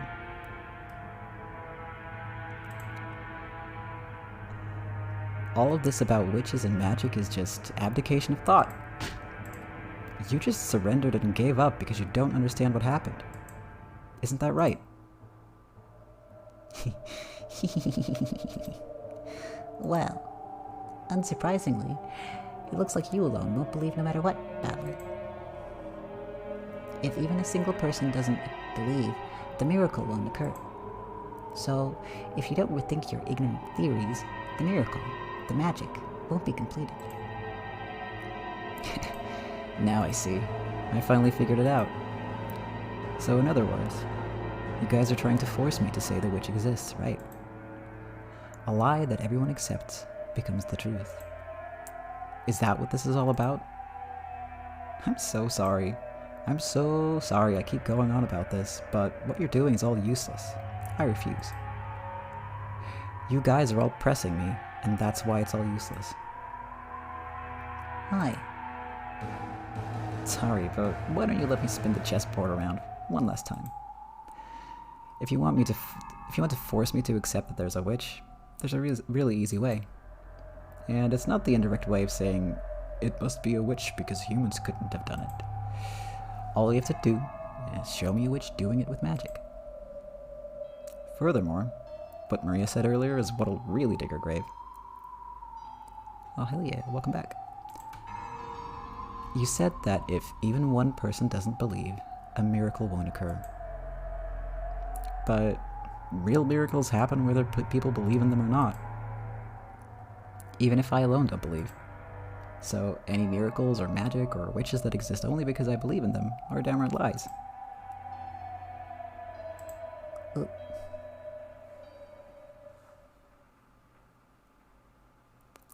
The uneasy mood following Battler's ignorant rant was blown away by a very soft and light laugh. Whose laugh? Battler was surprised. He had never heard that voice before.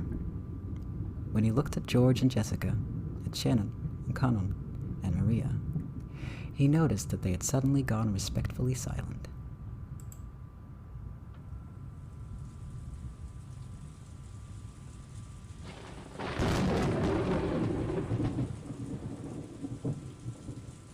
Beatrice. How amusing. I haven't met such a charming human for quite some time.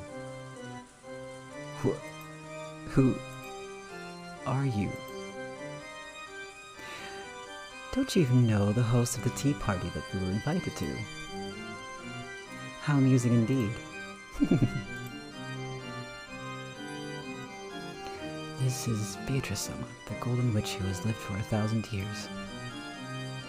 It is an honor to be graced with your presence, Beatrice-sama. Please forgive Ballard's ranting. This guy's stubborn and he still doesn't understand the situation he's in. What a treat this is. Most witches get tired of living after the first 1,000 years. How nice it is to meet a man with backbone such as yourself every once in a while. It is quite an honor to be present when Beatrice shows herself, Battler. How astonishing. Are you really that desperate to make me believe that a 19th person is the culprit? This is starting to get interesting. And it's all useless. You must be the illusion that Maria and the others call the witch, Beatrice. And you'll only be allowed to exist if everyone believes it. You have that kind of half-existence, right? That's why you want to make me believe too. You can't exist because I alone don't believe in you. Isn't that right? Your powers of comprehension aren't bad for a mere commoner who knows nothing of magic. Yes, it seems you were born with a strong magic-resisting power. You're a natural enemy of us witches. No matter how much we turn your world upside down, you never believe in us. Therefore, the magic won't succeed. I accept that attitude of yours. I've got no clue what you're saying. It's very kind of you to go to all the trouble of showing yourself to us, but I don't believe you exist in the slightest. It's true that many strange things happened during those 2 days. Like Maria said earlier, even though I think all the tricks could be explained, I still can't lay out the practical details of each one. However, that doesn't mean I'll surrender. I'm different from the rest of them, got it? I'll never accept that it was the work of a witch just because I can't explain it. This keeps getting more amusing. Making sure you surrender will be worth my while. You're just the kind of man I'd like to force into praising my name. I'd love to try making a man like you kiss my toes. If you want to talk nonsense, talk all you want. I deny you exist. All of the events can be explained with human tricks. There's no room for even a speck of magic or witches. Wonderful. What a perfect way to divert oneself from 1,000 years of boredom. Then, let me ask you. A short while ago, you said that using the crack in the door would be sufficient to kill Eva and Hideyoshi, right? Explain how they could have been killed by some human trick. Subtly jumping right into the toughest part, are you? Does that mean this is the trick you're proudest of? Miss Real Culprit?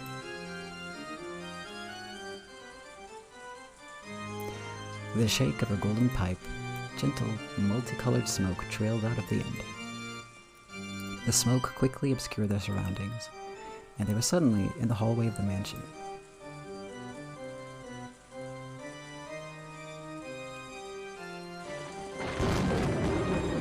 The door in front of them, slightly open but secured by the chain, was... That's right, it's the door to the room where Eva and Hideyoshi were killed. Nice trick. Very well. Show me what you would do through this small crack, Battler. They probably had some device to shoot those ice picks. If they used that... How would they reach Eva over on the bed where you can't see that far through this crack? And how would they reach Hideyoshi in the bathroom with the door shut? Damn. There's a crack. There should be some way. If you can't think of one, allow me. Huh? How would a witch do it? Come on, let's see your little trick. Battler, you're being rude to Beatrice. How nice, how nice. What a charming man.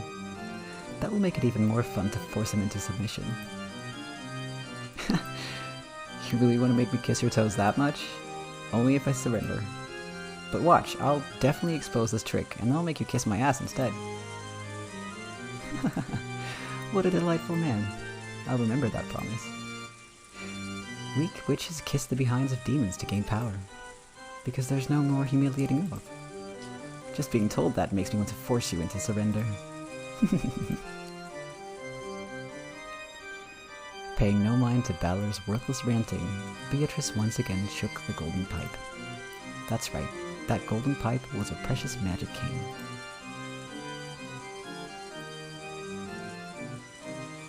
Come, arise, children. I am the guide of purgatory. Forgive the deadly sins and hold the 7 stakes. Guided by those magic words, which sounded like a command, 7 stakes gathered. They were the stakes of the 7 demons, symbolizing the deadly sins of sinful people. Beelzebub and Asmodeus, come, forgive the sins. Release the spirits of the sinners. Huh? The picks of Beelzebub and Asmodeus responded to Beatrice's call.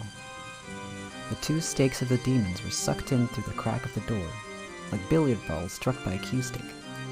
Then, several scattered noises refracted through the wall, making a sound like a woodpecker. And at the end, a pleasant sound could be heard.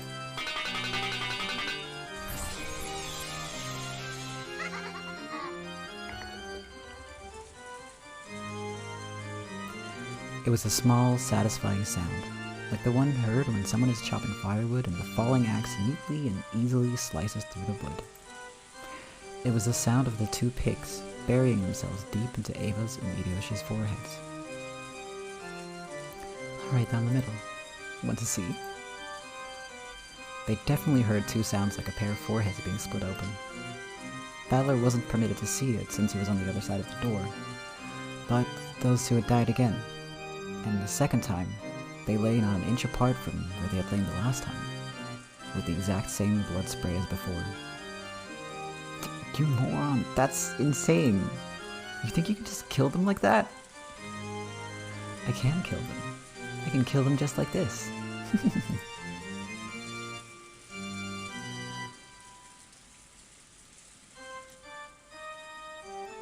Suddenly, they were no longer in the hall, but seated at the tea party they had started from. Everyone but Battler was sitting meekly. but Kanan was moaning, fresh blood dangling from his mouth. What a rude thing to do at a tea party. Satan's stake was buried deep into Kanan's chest.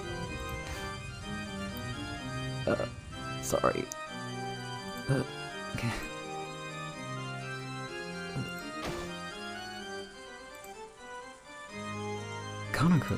Kanan-kun. Damn it! Balor was the only one getting agitated. George, Jessica, Shannon, everyone else was meekly hanging their heads, like students being yelled at by their teacher. Kanan was captivated by a trifling anger and tried to disturb my banquet. Being easily captivated by anger is your deadly sin. Cleanse yourself, repent, and do it over. Beatrice. Sama. Beatrice-sama, please forgive him. I think Kanan-kun has repented enough. Wonderful. I'm generous to those who respect me. Don't screw with me. Do you think I'll accept your existence because of this cheap act? Like hell you're a 1,000-year-old witch. Your tricks aren't 1,000 years old, they're just the son of a century of classic tricks from the mystery genre. There's no such thing as magic. Definitely not. All of the crimes can be explained with human tricks. You would explain my 1,000 years with 100 years of humans. Good, good, that's why I like you. Foolish babbler. Cut it out, Balor-kun. You can't go against the witch.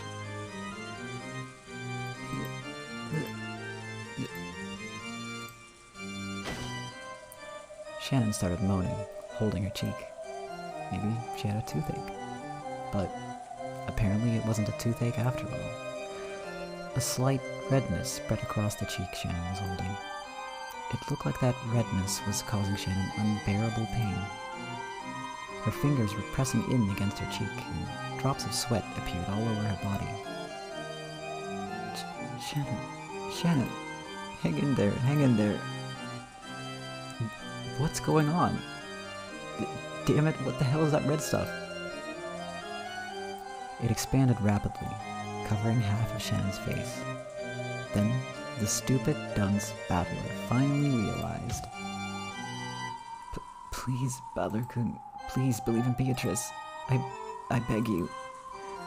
Because you won't believe. Because you won't believe. The magic is dissolving. For the first time in his life, Balor heard that sound, like a pomegranate splitting. The red spray even landed on Balor's face. Poor Shannon's face had been split in half, and the last horrible moments in that storehouse were repeated once again. Shannon.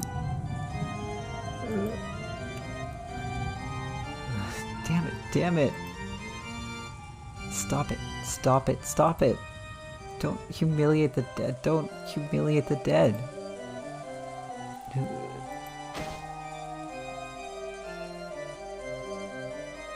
This time, the redness spread across George's entire body. It was like the beautiful cloud drawn by milk when it's poured into black tea. It spread out and extended across his entire body. As it did, it seemed to give George increasingly greater pain. Looking at this bizarre spectacle, Balor was petrified as he frantically thought with his pitifully clumsy imagination about the nature of the strange death George and the rest were experiencing. Eventually, that redness reached the nearby Jessica as well.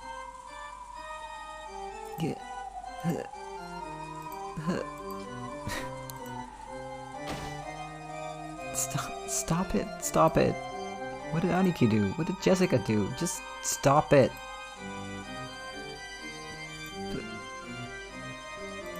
Balor. Don't let the witch break your spirit. Deny her. Erase her. As long as at least one person denies her. She's an illusion that can't exist. Are you okay, Jessica? Well, Aniki. George was no longer recognizable as a human. He looked like the pile of leftover meat after the good, delicious meat has been scraped off to be cooked. The only thing that even resembled a human was the shape of his lower jaw and ribcage. And it was clear that Jessica, who was covered with a steadily strengthening redness, was approaching the same fate. Battler, quickly believe in Beatrice. If you don't, everyone's magic will dissolve. Maria, it's all over your body too.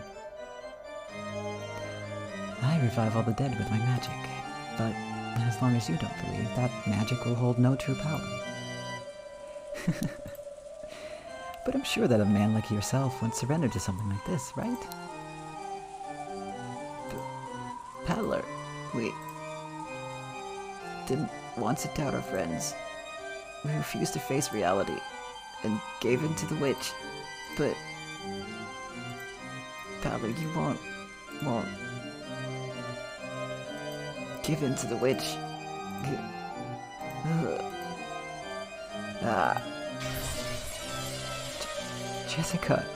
Jessica! Poor Jessica met the same end. Just like George, she ended up like a butcher's leftovers. George and Jessica were now so destroyed, melted, and mixed up, it was impossible to tell them apart. Battler, don't cry. Beatrice will restore the dead over and over. So there's nothing to be sad about. So even if we die, we're still just fine. The redness began eating into the whole of Maria's body. The foolish battler watched and screamed.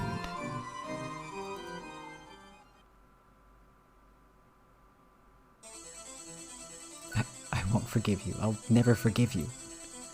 A witch? Magic? I'll risk my body and my soul to deny you. No matter what happens, I can't accept you. Now that you've gone so far to piss me off, I'll never forgive you. I won't forgive you. I won't forgive. I definitely won't forgive you. You'll regret making me, Ushiromi a battler, your enemy. I'll deny you no matter what. No matter how baffling things get, it can all be explained by humans.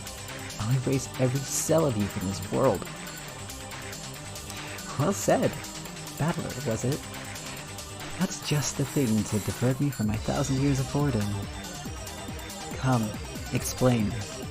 Try explaining it all with human tricks, and learn how lowly humans are. Let's see if what humanity has built up in 100 years can oppose my 1,000th years. That's what will make forcing you to submit so pleasant. So tell me, you who call yourself Battler, what about Maria's letter?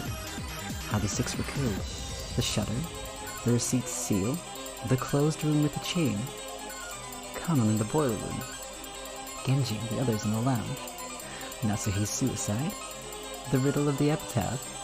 The location of the hidden gold? Yes, Battler, why don't you show me the power of humans?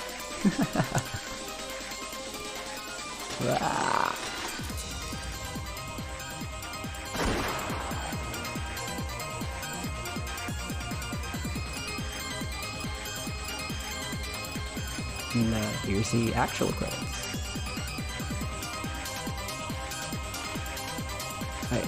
I'm sorry, Sam. You came back and came in at a really weird time.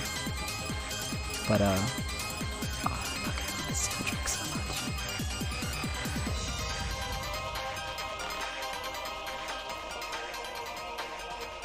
much. So we're not done yet. Stick around. There is more after this.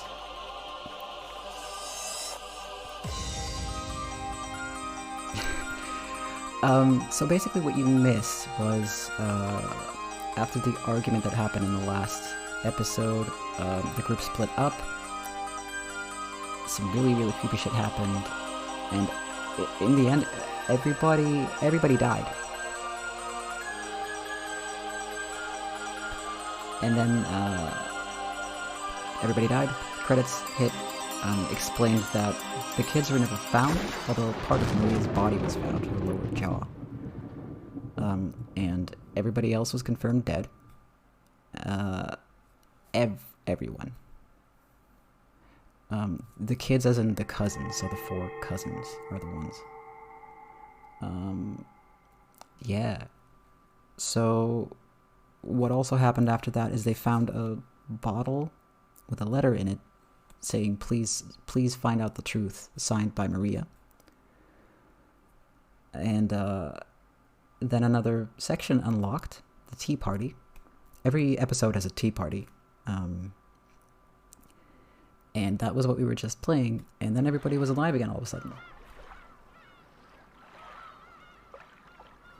Magic? Maybe? Who knows? And I might have to restart. It's fine.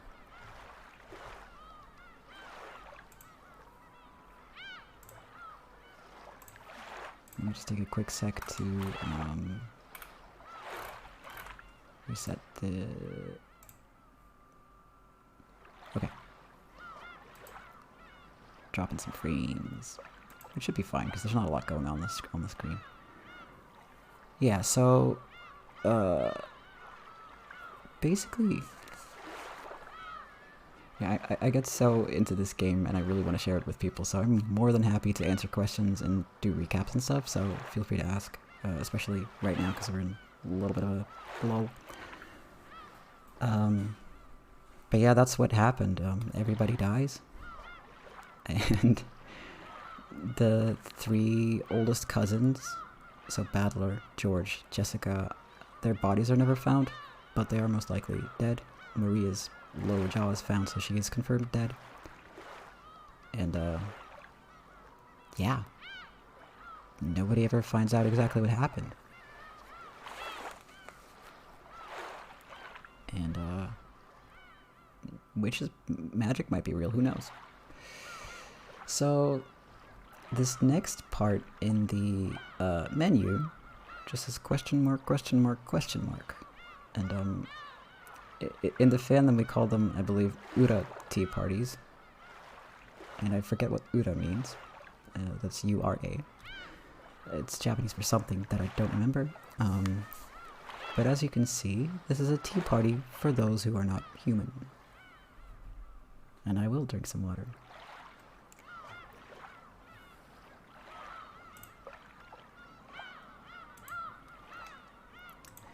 And it is pretty crazy. Just give me one quick sec to restart the model. I think the latest update in what runs this has a memory leak or something in it, and it keeps causing me to drop frames after a specific amount of time. So we're just doing a quick restart. Because I can't have that happening. This is too important to me. Because I'm a big fucking nerd when it comes to this game. It does sound completely bonkers, and that's because it is, and I fucking love it. That was a few seconds ago, so that didn't help at all. Interesting. Interesting, interesting. I might turn them off entirely. We'll see. We'll see how it goes.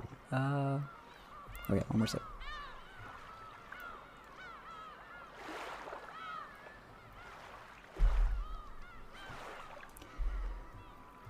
Alright, this section's a bit short, but, I also thought the previous section would be short, so who knows?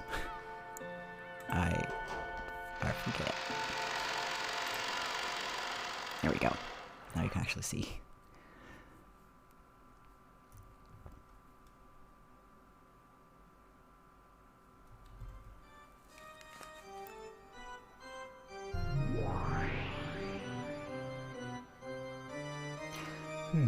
What sort of black tea shall I prepare next? Allow me to display every refined tea that ever was and ever shall be.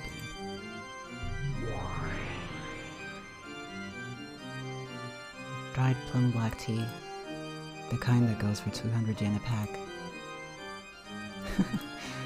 For 1,000 years I have been fond of black tea, but I did not know of such a thing. I will never tire of living in this world. Beato, you don't have to display such hostility. I am just a wandering witch. I didn't come with the intention of violating the rules of your territory. Hostility? I bear nothing of the sort. I am just terribly concerned with seeing to it that the legendary witch, Lady Bernkastel, is well attended to. You misunderstand. I am powerless. Before a witch such as you, who possesses the dreadful power to kill an individual 100 times, I am completely powerless. That a powerless lady witch like you possesses a power that none can approach is what is truly terrifying. After all, that great witch, Lady Lambda Delta, was dethroned by you alone. I only won an endurance contest. She simply got tired. That is not what Lady Lambda Delta said, though. Too much humility can be unseemly, Lady Bernkastel.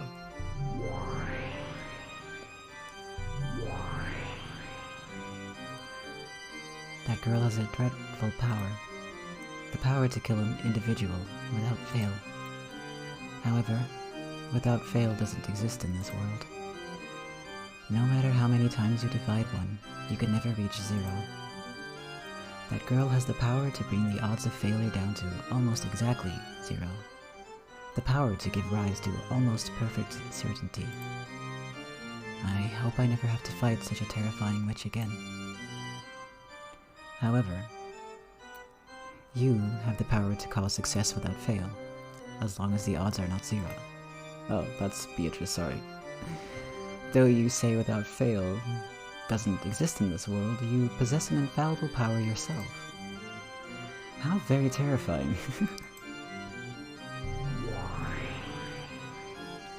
The power to kill an individual endlessly. I think you're the more terrifying one. You jest. From your point of view, mine is but a trifling power. This is most certainly what one would call empty praise. Call it flattery to make up the cost of staying here. I am a fleeing traveler who crosses the fragments, continually running from boredom. I simply came around because I heard you'd started something interesting. Have no doubts that I will choose to leave as soon as you are no longer interesting. I, Beatrice, am deeply and humbly delighted to have the great Lady Bernkastel as an observer. And so, your impressions? Lambda Delta is terrifying because of her cruelty, but she's a girl I can understand. You do seem to be capable of affection, but I can't understand you at all. That makes you much more terrifying than her.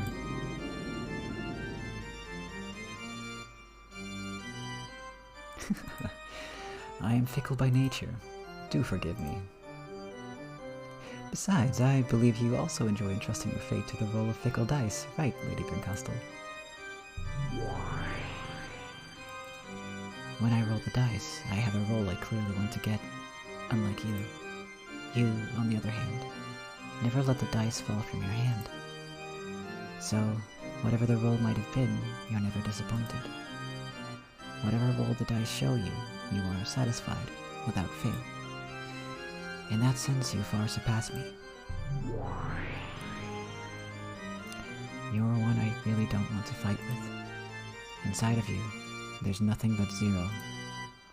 That's why I can't win against you with my power. It's the worst compatibility.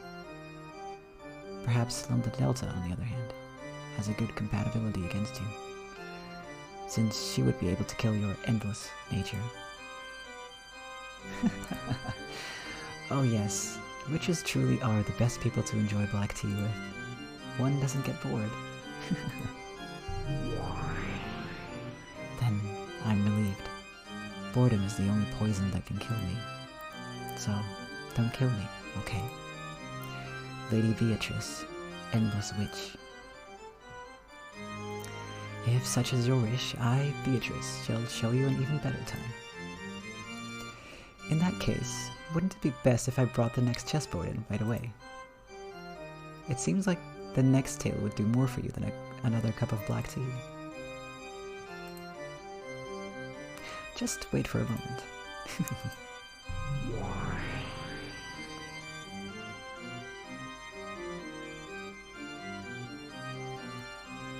Something troublesome seems to have taken a liking to you. I'd really like to lend you my power, but as you just heard, that girl's power and mine have very bad compatibility. Unfortunate as that may be. But you really are pitiful, so I'll help you out just a bit. First of all, about that girl. She does have the name Beatrice, but that doesn't necessarily mean she is one individual woman. Get what I mean? In other words, she's not some human. Her existence is a personification of the rules of this world. To beat her, you have to expose the rules of this world and unravel them. Perhaps this can be likened to learning the rules of chess by watching a game. First, take a good look at the chessboard. Then, learn the movements and roles of the pieces. Then, look for the conditions required to win at her game. When you've managed to reveal all these things, her heart will be exposed. After that, you can rip it apart or crush it as you please.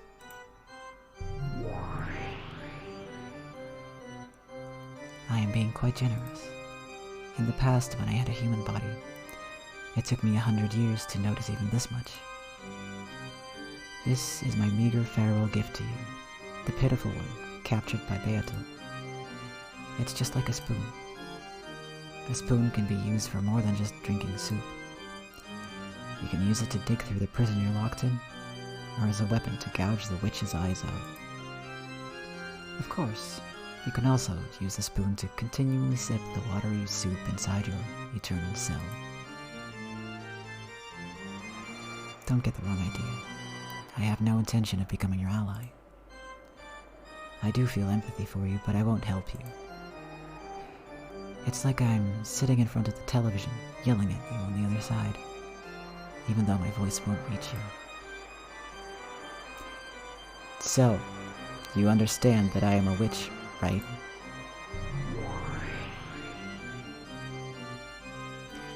I intend to enjoy this endless tale that Beato is going to weave until I tire of it, but that alone won't hold my interest.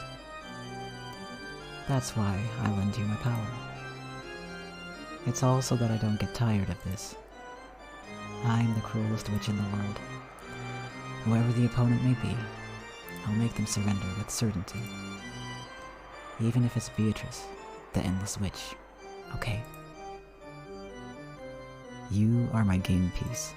Give it your best shot. I'll give you advice sometimes out of her sight. Don't bore me, okay?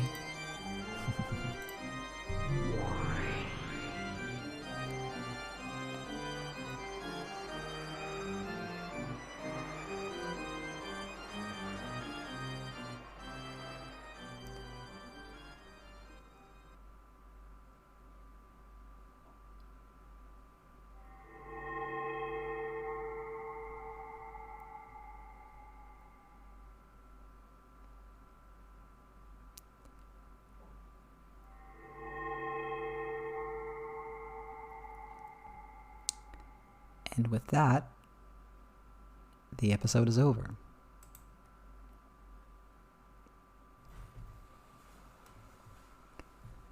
And a new game board has appeared, which means that the next episode is unlocked, and we're gonna start that next week. There we go. Yeah, on that note, thank you all so much for being here. And, I hope to see you again next time. Have a great night. I hope you had fun. I might stream on Sunday. I'm not entirely sure yet. It also depends on my PC because it's potato. And if you're only just now watching this, or yeah, if you're only just now hopping on, check out the VODs. They're in the highlights in a playlist on my page, and you'll be able to see the whole freaking thing. And yeah, again, thank you all so much. Have a great night, and see you next time. Bye.